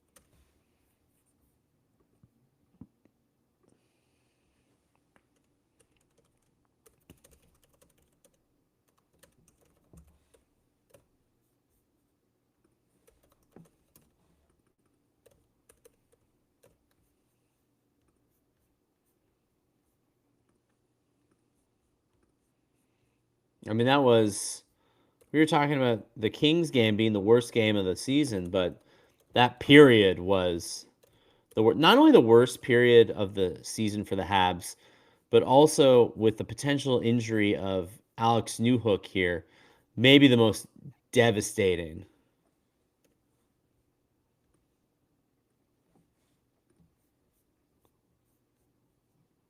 Like Alex Newhook was finally playing well. Finally looking like he was going to be an important piece for this Habs team, and they were finally getting a second line that was producing. It's all done now. Dobes and the PP cost game. It's funny that you'd say the PP because yes, they're 0 for 3 tonight. Not only are they 0 for 3 tonight, but in the Kings game on Tuesday, I think we all talked about the 5-on-3 in the first period where the Habs failed to score. Could have taken a 2-0 lead, being like a massive, massive mistake that ended up biting them in the butt. It all goes to coaching. Oh no, we were lauding Marty for his 300th game before puck drop, and now we're not feeling Marty as much, down 5-0. So it's crybaby Dobes pulling a Monty now. He is not having a very good night, but a lot of you guys are saying that you feel like Dobes is being hung out to dry tonight, a bit like Monty sometimes. So I'll leave it to you guys. I mean, it's not like Dobes gave up any bad rebounds or anything. All the chances have been in front, and the fifth goal was definitely one in traffic. So hard to say. Well, Boston in town on Saturday, and if we can take that game, all will be well in Habs Nation. Habs fans do love a win against Boston, that's for sure. Men against boys, second straight game where we're saying that. That's disconcerting. When do the Habs become men? They're still very young, obviously, as we've pointed out, but they do need to become men if they want to win. That is, and I think a lot of that will come internally, right? Like internally, these older players will, once they get older, they'll be men, right? Arbor's a sixth, more likely seventh D man.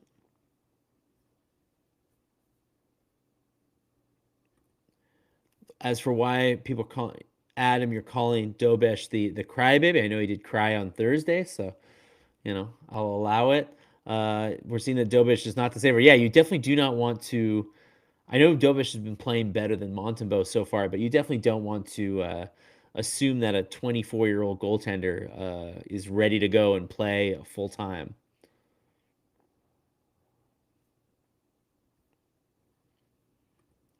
Outscored 10-1 on home ice in the last 5 periods. The house of cards has collapsed. Poor goaltending and one scoring line. Wow, that is. I mean, getting outscored 10-1 is not great. Dobes is the number one future goalie. Emphasis on future, I would say, maybe. Suzuki is obviously hurt. They need to sit him. Will cost the break games, but better in the long run. Yeah, obviously Suzuki has contributed no offense these 2 games. Neither has anybody on that line. And then obviously Slafkovsky was terrible on Tuesday. Uh, you know, is Suzuki doing the right thing by playing, or is he hurt enough that he should not be? Problem is now Newhook's hurt. And maybe, I know Doc's back in here, but like Doc took that block and you never know. So I don't think there's any room to take him out of the lineup. I think Fowler is, Rick. Well, Jacob Fowler looks like an amazing goalie in the future, but yeah, not ready for today. You definitely don't want to throw him in this thing right away. It's not Monty. He's not the number one. Exactly like last season too, Dobes started 5-0, and this year he started 6-0. And then, we know what happened. He didn't win the rest of the way. So that's a good observation too. I mean, Dobes is still young and inexperienced.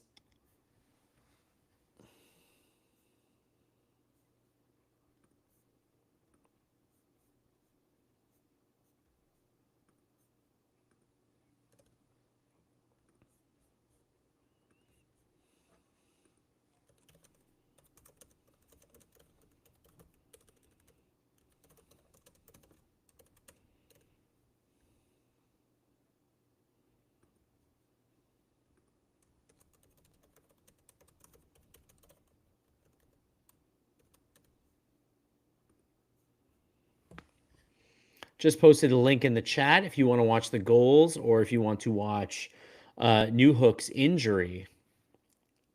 We don't know what happened to him yet, but pretty safe to say he's done for the night. I don't think I'm telling rumors out of school here. Definitely looked pretty serious.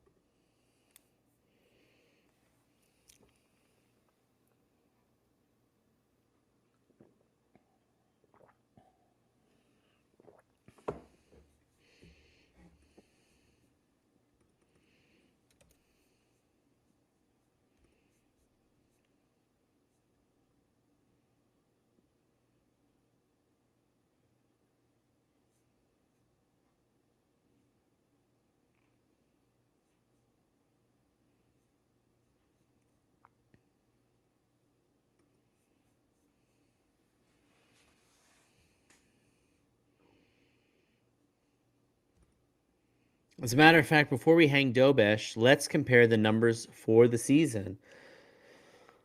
I mean, they're getting very close to the point where both goaltenders are struggling, which would not be great.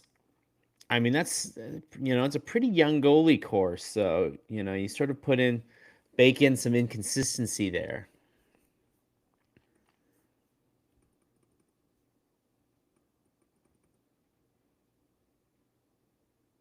I think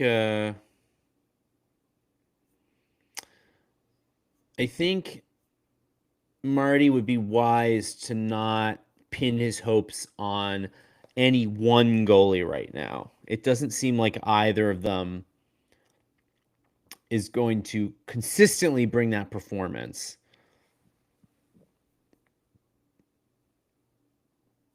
Yeah, last season. I mean, Monty looked great Monty had some good numbers last season. He definitely had his best season ever last year. So he has not followed that up so far this season, but it's not the, you know.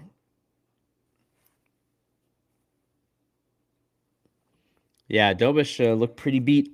Looked pretty beat on that Sege breakaway. That's for sure.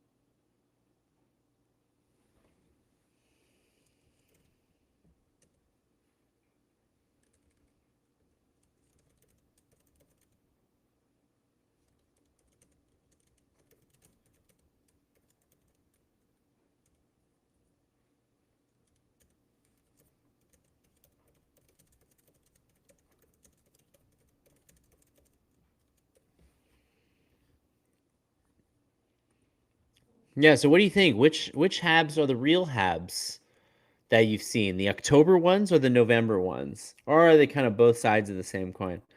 I will say if you want an update, let's get you an update from Natural Stat Trick. So the Stars have 13 scoring chances and 3 high danger chances, whereas the Canadiens have 11 scoring chances and 2 high danger chances. So statistically not like a crazy difference, but I don't know. We all saw what happened. Dobes to start his first games last season and this season, like 11-0, starts 2 years. Imagine if the coach wrote him longer and this season starts. Are you saying that you think that he should have been ridden harder and then would have played like consistent, or do you think that 5 games is kind of what he's got in him, and Marty was good to not overly trust him? The Habs are somewhere in between. Yeah, I guess they're not going to lose every game 5-0, 5-1. I hope, but yeah, I think so far they've starting to show their youthful inconsistency. That's for sure. Do we have an update on Newhook yet? Don't look like it. That I think is going to be the big story the rest of the game. If we hear about Newhook, I think. So if Newhook, I mean Newhook's gone, so I think the primary beneficiary of this will be Zach Bolduc, who had been dropped to a lower line and should be a top 6 guy. So I would imagine it's going to be Bolduc with Demidov and Kapanen. Does that make sense? Feels like they're kind of missing a center there. Bolduc, Doc, Demidov? Is that the line? What's the line?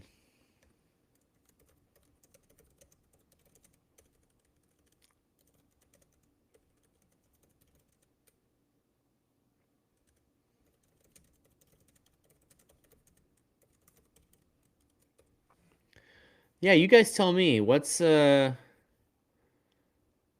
are you putting on the second line without Newhook, I should say.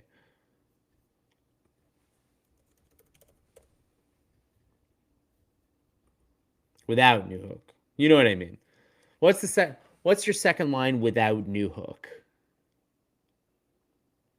Is it Demidov with Doc and Bolduc? Kapanen, Bolduc, Demidov? Do you give a chance to Gallagher or Anderson? Do they get in there, or probably not?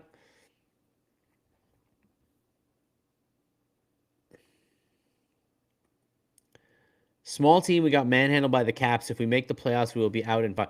Well, I don't think that the team that you see today is going to be exactly the team that you see in the playoffs. I do think that if they're playoff bound, I do think that they'll get a little heavier before the deadline. Remember that they have a lot of cap space. They're going to have accrued a lot of cap space by the time they get there. And who knows with Laine? I mean, if Laine ends up LTIR, if they have to put him on LTIR to get more cap space, let's say they don't think he's coming back, there's a lot of room there. So I wouldn't worry too much that this team is like the static team. I think there's going to be a lot going on. But yeah, what's your second line exactly?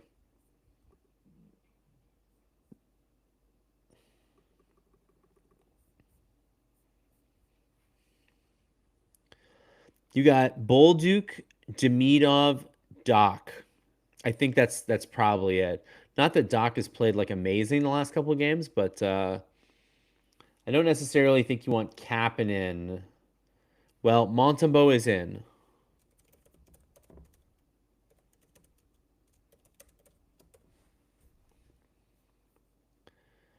Montembeault has entered the game starting the third period, and Dobes's night is done. So Dobes allowed, in the end, 5 goals on 13 shots, making 8 saves. That is definitely his worst start of the season.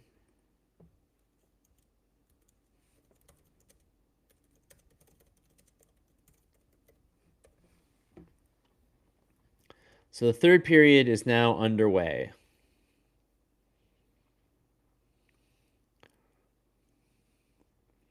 Fact is, the Habs system cannot score. The thing is, the Habs are scoring way faster and a way higher rate than last season. It's just the last 2 games they haven't been able to score.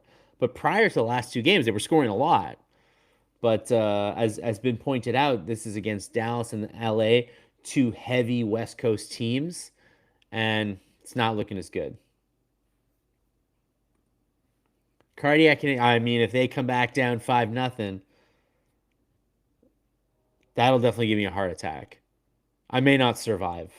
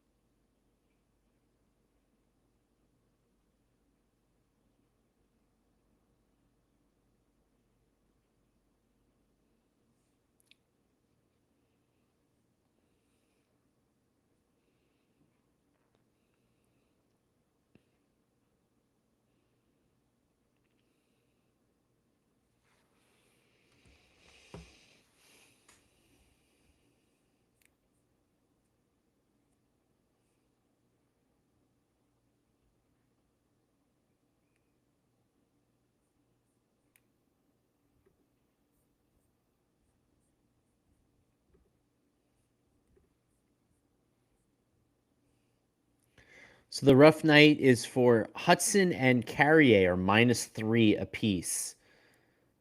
How's Dobson 0? I guess because of the power play goal?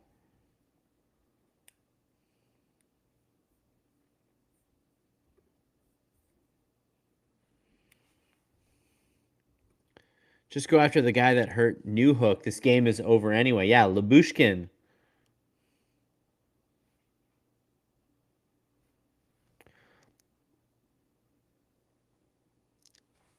It is 6-0. First shot on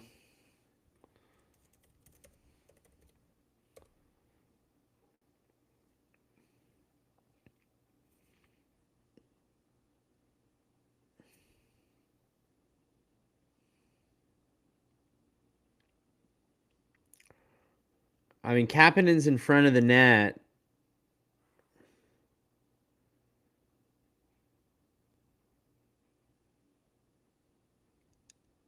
And he can't stop Bastion.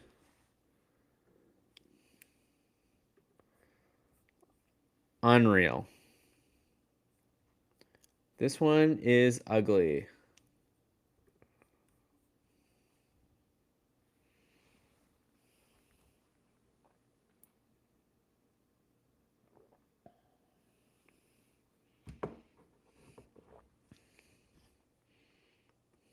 Yeah. One shot, one goal for Dallas. This is a certified blowout.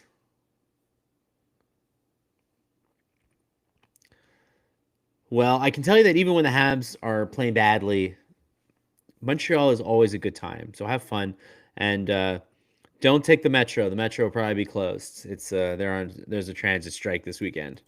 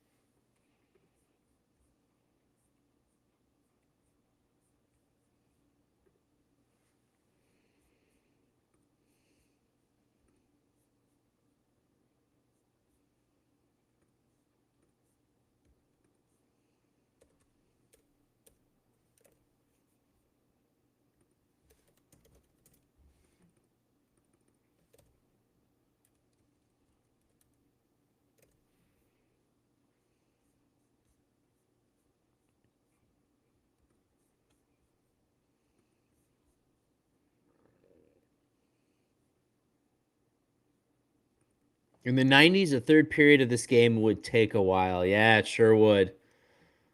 I don't think, honestly, and again, the Dallas Stars are a heavy team. Do the Canadiens really want to try to push them around? They already lost the guy tonight. I don't know if you.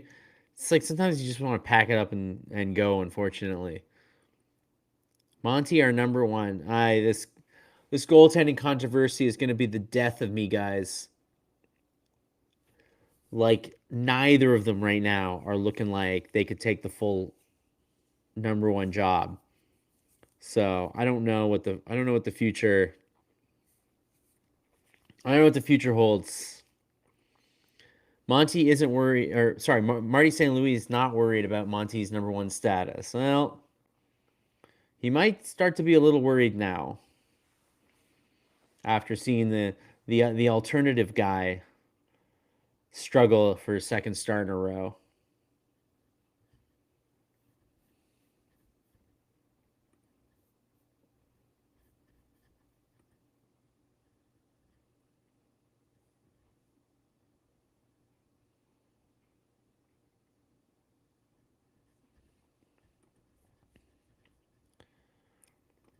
This loss has nothing to do with Dobes. This blowout is a grade A team effort. Yep. Has anybody on the Habs had a good game? Slavkovsky looked pretty good in the first period, but it's been all downhill ever since. We haven't had a goaltending controversy since Halak Price. That's true. Takes us back. Did the 3 goalie thing count as a controversy when they had Primo up and they couldn't send him down? Man, DeSmith has had Demidov's number tonight. What a play. Dobson set up DeSmith, Demidov with a one-timer, and what a save. And then Montembeault had to make a big save at the other end.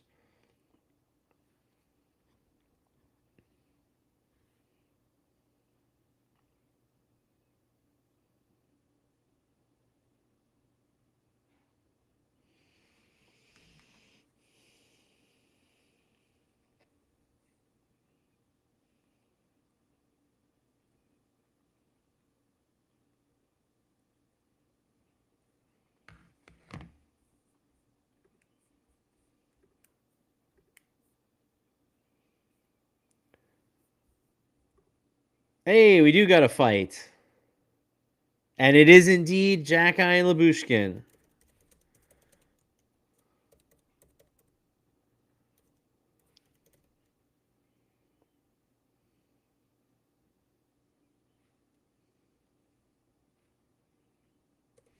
Well, Jacki really wanted to fight him. And Lyubushkin never even took his gloves off. So we'll see what happens there.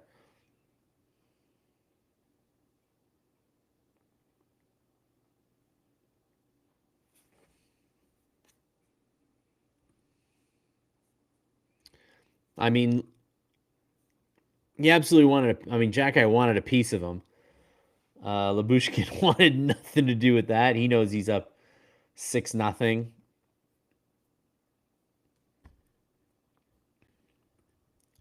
Oh yeah, Jacki was looking for revenge, and honestly, deservedly so.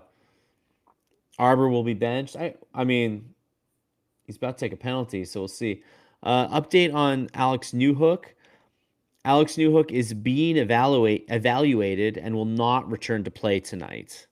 So, I mean, that was really obvious that he was not going to come back tonight, but he's not going to come back tonight.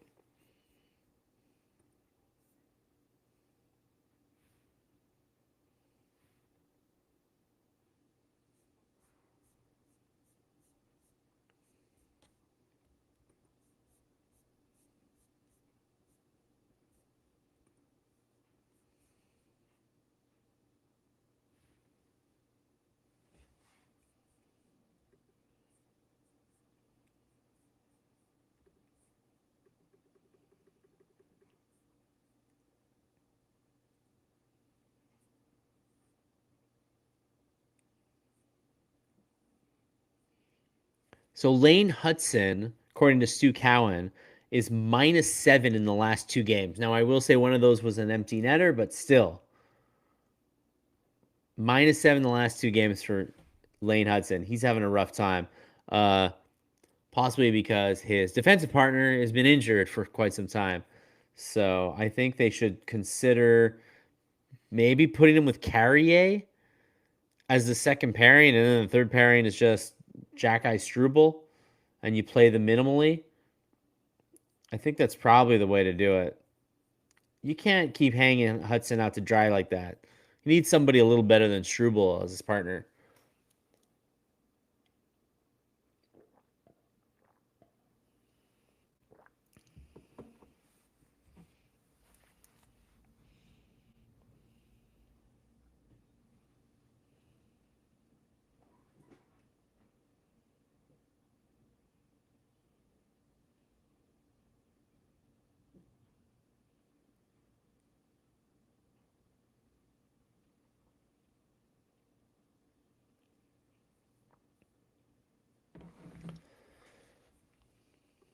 So what's the damage penalty-wise? Jacki gets 5 for fighting. and I would assume Lyubushkin does as well. I mean, it's still a 5-on-5.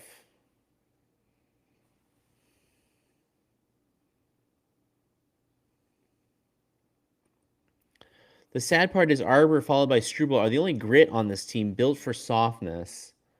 Oh, man, Caulfield missed the net. What a chance he had on the side of the net, but he missed it wide. Yeah.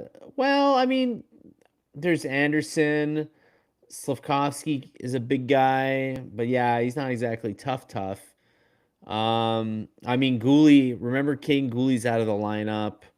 I think they do need a little grit on the bottom lines though, because right now they've got, Evans, great fourth line center, but I think you need some grittier guys with him. Obviously you've incorporated like Kapanen into the lineup, who's not gritty, so they need a little grit at forward. Yeah, you know what? I don't think it was a legit 5 for fighting. I think it was we just need this to stop. We don't want any more. We don't want any funny stuff tonight. Just get them out of here.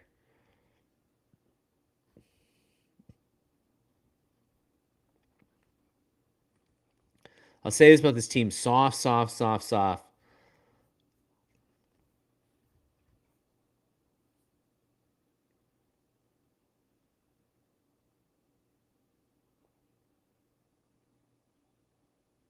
Yeah, I could see that. They did well to find some talented players. This team has been very talent deficient for a long time, but I do think the next stage is to find the guys that'll make this team a little heavier.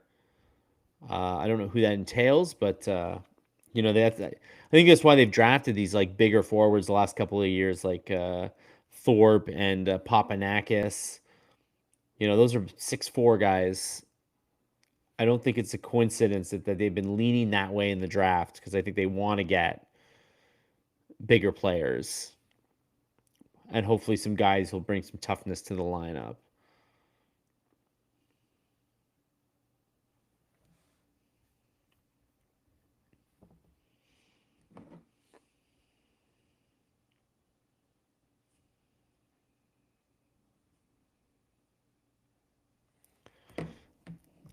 See, I told you, Anderson. There he is.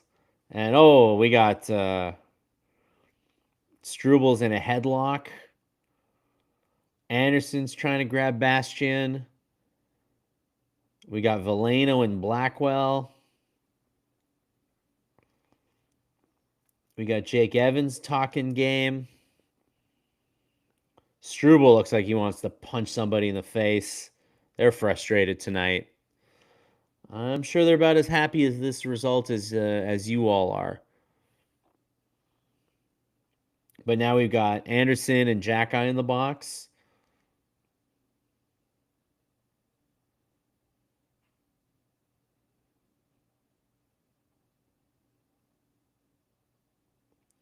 So Anderson will get 4 minutes.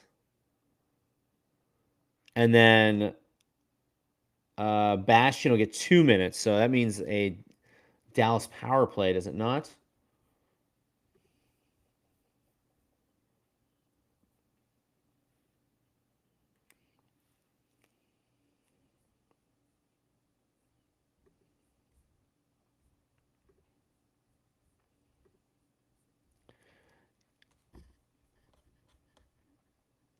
Is it possible to track Nick Suzuki's minutes in the third? It is. Let me get the old time on ice summary here. Where's our man, Nick? He's played 3 shifts so far.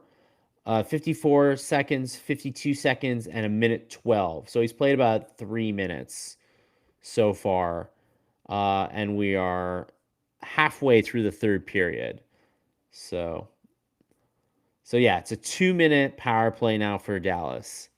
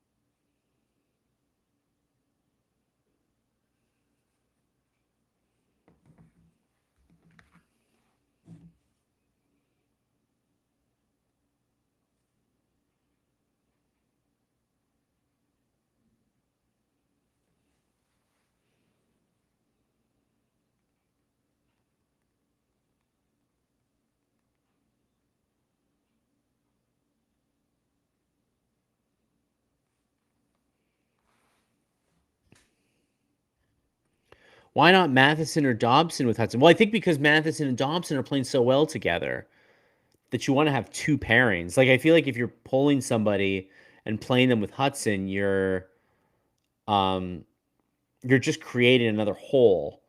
It's a bit like when we talk about removing Slavkovsky from the first line. Like, what if that just ends up hurting the first line instead of actually, helping build like a second line? So, no, I think Carrier maybe get Hudson back on his good side. God, this Dallas power play is they move fast.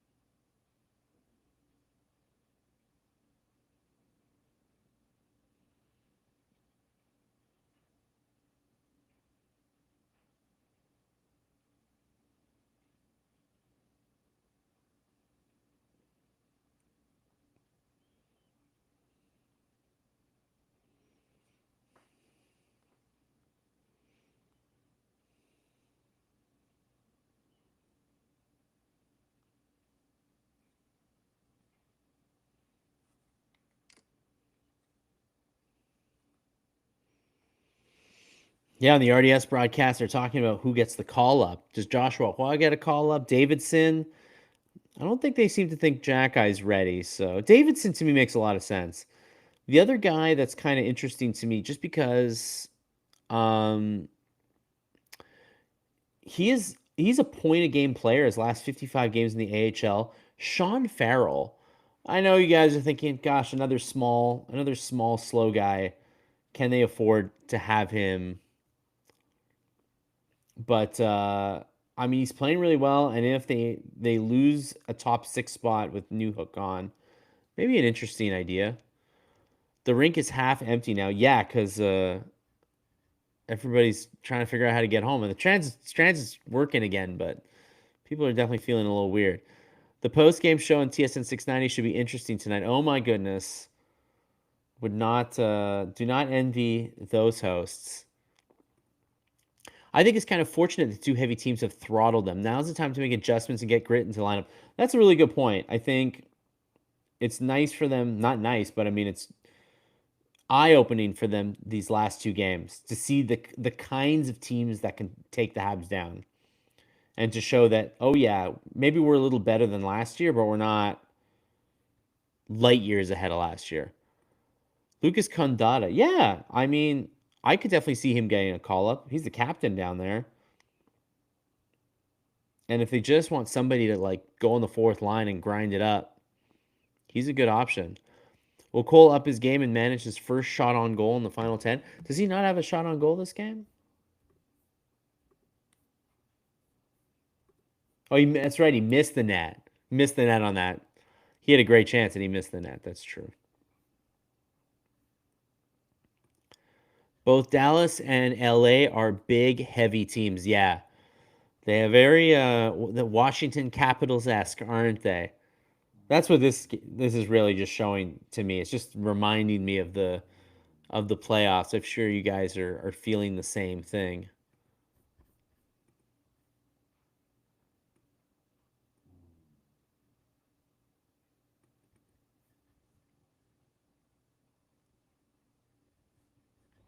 So Herb Zurkowski, who is obviously covering the Grey Cup this week, but watching the Habs game tonight, Herb says the Canadiens have built a team for the regular season, not the playoffs. I think we've seen that the last two games. What do you guys think about what Herb's saying? You agree? I think you guys are mostly in agreement with that. It will be Davidson who gets a call up. I agree with you, Max. He's the right mix of like, here, you got it right here. Plays with an edge. I totally agree with you. He's the right mix of like they want like a little scoring, but they also want somebody who's gonna bring some toughness and a bit of like jam to the game. If they call up like a Joshua Roy or a Farrell or whoever, they're going to get maybe some one-dimensional scoring. If they call up a Kandara, they're not getting any scoring.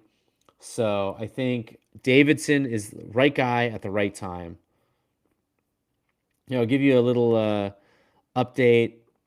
So it's been 5 shifts now for Suzuki. So I don't think he's missing any time, to be honest. Looks like he's still getting his. Absolutely agree with Herb. Yeah, I'm gonna put that tweet in my about last night recap because he's not. As you guys know, Herb is not writing the hitting game this week because he's on CFL assignment. So he's busy covering the Grey Cup. So best of luck to Herb this Sunday, and I hope you guys are all watching the Grey Cup too this Sunday. It's gonna be a lot of fun. Too small for the playoffs. Yeah, they need to. I think it's good that there's some size coming. They're not ready yet, and size is also something that you can trade for. So I think if the team's showing that they're playoff bound, I'm guessing that the scoring's not going to be the top priority. I do think that like bottom 6 is going to be the priority. Not necessarily guys who can't play, because I know that the Habs used to do that in the past. They used to get guys who just like could not play. They're going to get guys who can play, but tell it like it is, Herb. Herb is nothing if not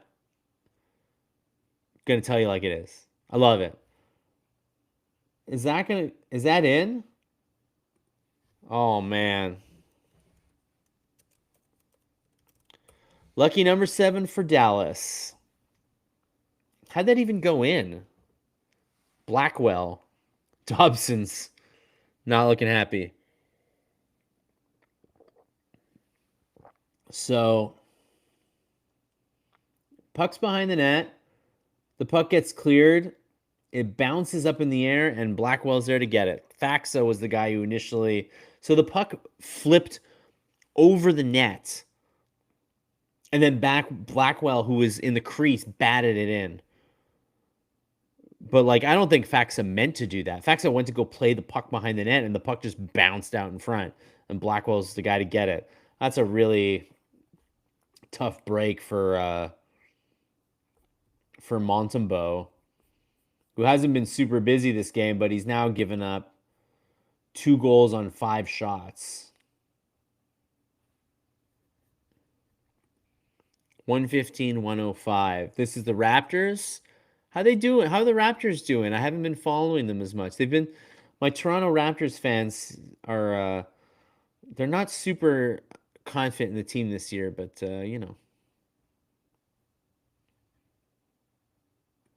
Herb said the Alouettes are a great cup contender only when Alexander's healthy. Absolutely. This team, Davis Alexander's playing, they got a chance to win. They got a chance to beat anybody. If he's not playing, they don't got a chance to beat anybody. And his hamstring is hanging by a thread, but he's going to play. And so they got a chance to win on Sunday.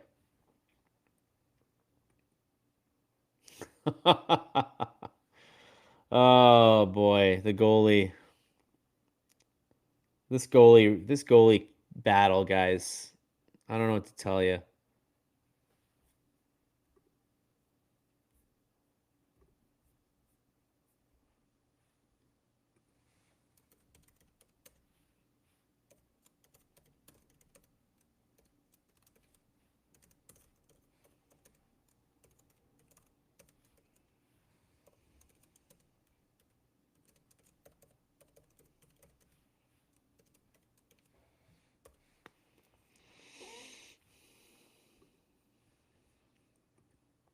Yes, Leah Bushkin got a assist on that goal. Sorry, guys.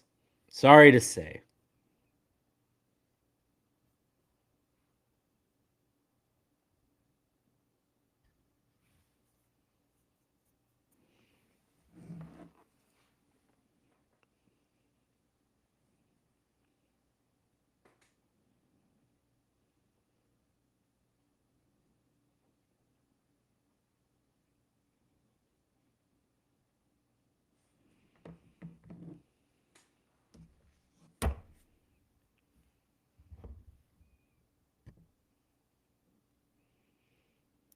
So do I dare ask who starts on Saturday? I mean, it's going to be Montembeault, right? Montembeault starts Saturday?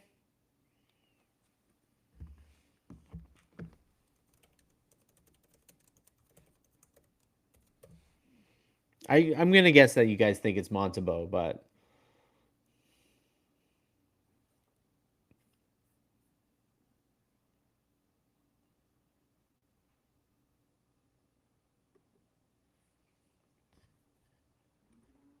the trainer, hey, the trainer's busy with Alex Newhook right now, unfortunately.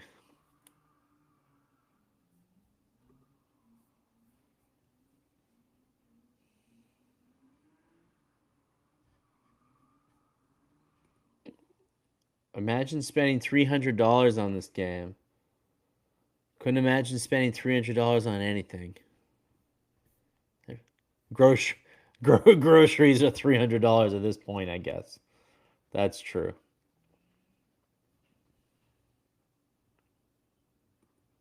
At this point, it doesn't matter. If the team doesn't play any better, you're right. It doesn't matter. Patrick Waugh could be starting the last two games and he wouldn't have won. That's how bad the Habs have been the last couple of games. Nobody could save them. So they need just to whatever they're doing, they need to stop doing it and figure it out. I mean, the Bruins are an Eastern Conference opponent, and they're a bit more familiar to the Habs, so I'm hoping that they'll be able to play them a little harder. But these West Coast teams, man, the Canadiens do not look ready for prime time against the beasts of the West. That's for sure. I wouldn't feel confident. I mean, they did beat Utah, but Utah's already not even in the playoffs. If you guys can imagine that, they lost a couple games, and that was that. Great writer in CFL and boxing with Herb. Yeah, he doesn't write about boxing anymore. People aren't interested in boxing anymore, unfortunately. But boxing, I think more than any other sport in its classic era, really lent itself to writing. But those days are over, man, unfortunately. I don't think anybody's really writing about boxing in a real significant way anymore. Could be wrong. Hey, feel free to put a name in the chat of a boxing writer who still got it, but people don't do it anymore. What about our Zamboni guy? Yeah. What about literally anybody at this point?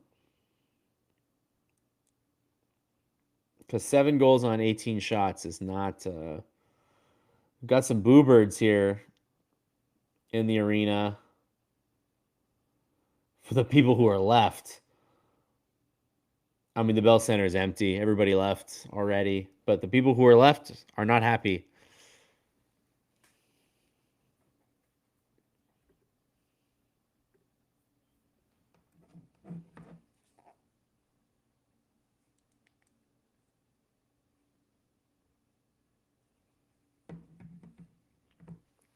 The last time the Habs gave up 7 was against the Leafs earlier this calendar year.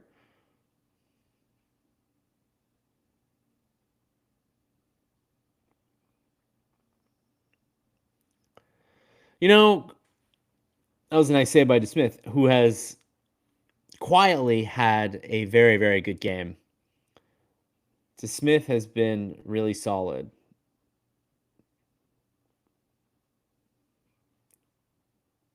Oh, what a defensive play.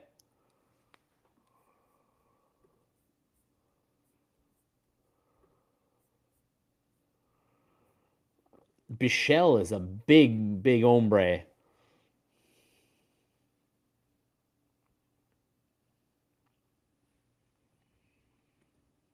Goaltending doesn't matter when there's no offense. Yeah, 1 goal in 2 games against Kings and Stars is not going to beat anybody. And DeSmith's had a good game. Well-earned shutout if he gets it.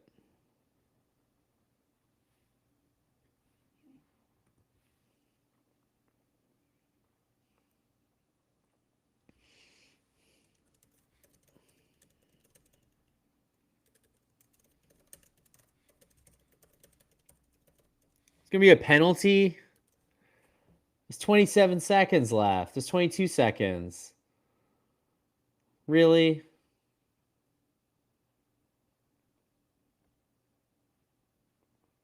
Well, I was going to say that Dallas was going to let time wind out, but no, they're still firing on net. But no. They're going to end the game now. I mean, they still tried till the end, but it's a final score.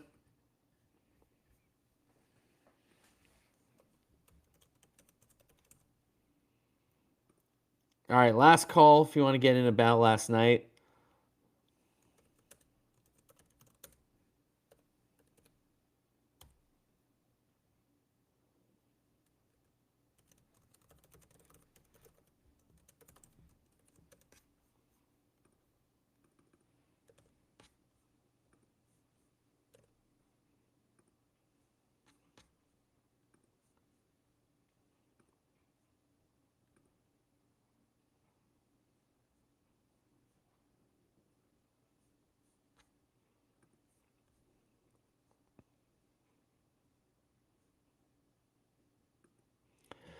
Good night. You won't be joining on Saturday. I will be here on Saturday. I know I told you guys earlier in the week that I might not be doing Saturday. I will be doing Saturday, and I won't be doing Monday.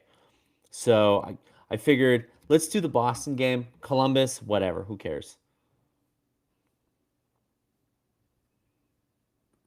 That was a real bounce forward game, as MSL says it.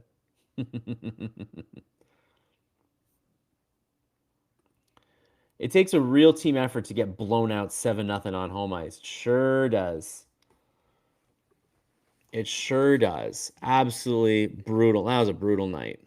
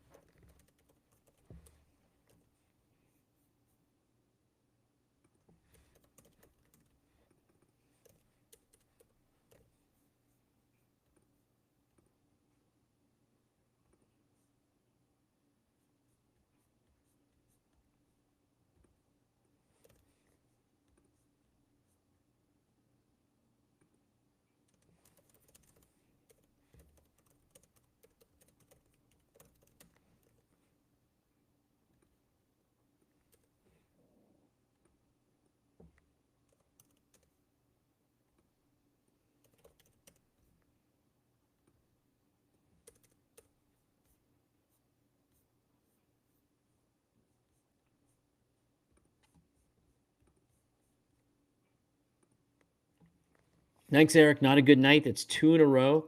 Perhaps the Habs could score. The goalie issue would not be an issue. This team is not scoring. That is very accurate. They are making the goaltending a bigger problem than perhaps it ought to be. Bonsoir to you as well, Max. Thank you. Cheers, Kevin. Thanks for coming. Thanks to you, Karen. I hope that third drink helped a little bit. Guessing the Stars might be overconfident next time we play. Well, I hope the Habs have a bit of a chip on their shoulder because they did not look good tonight. They did not look good tonight. All right, y'all. Well, thank you so much for joining, and yeah, I'll see you all on Saturday. And yeah, hopefully the Canadiens will have sorted some things out and will put up a better performance than they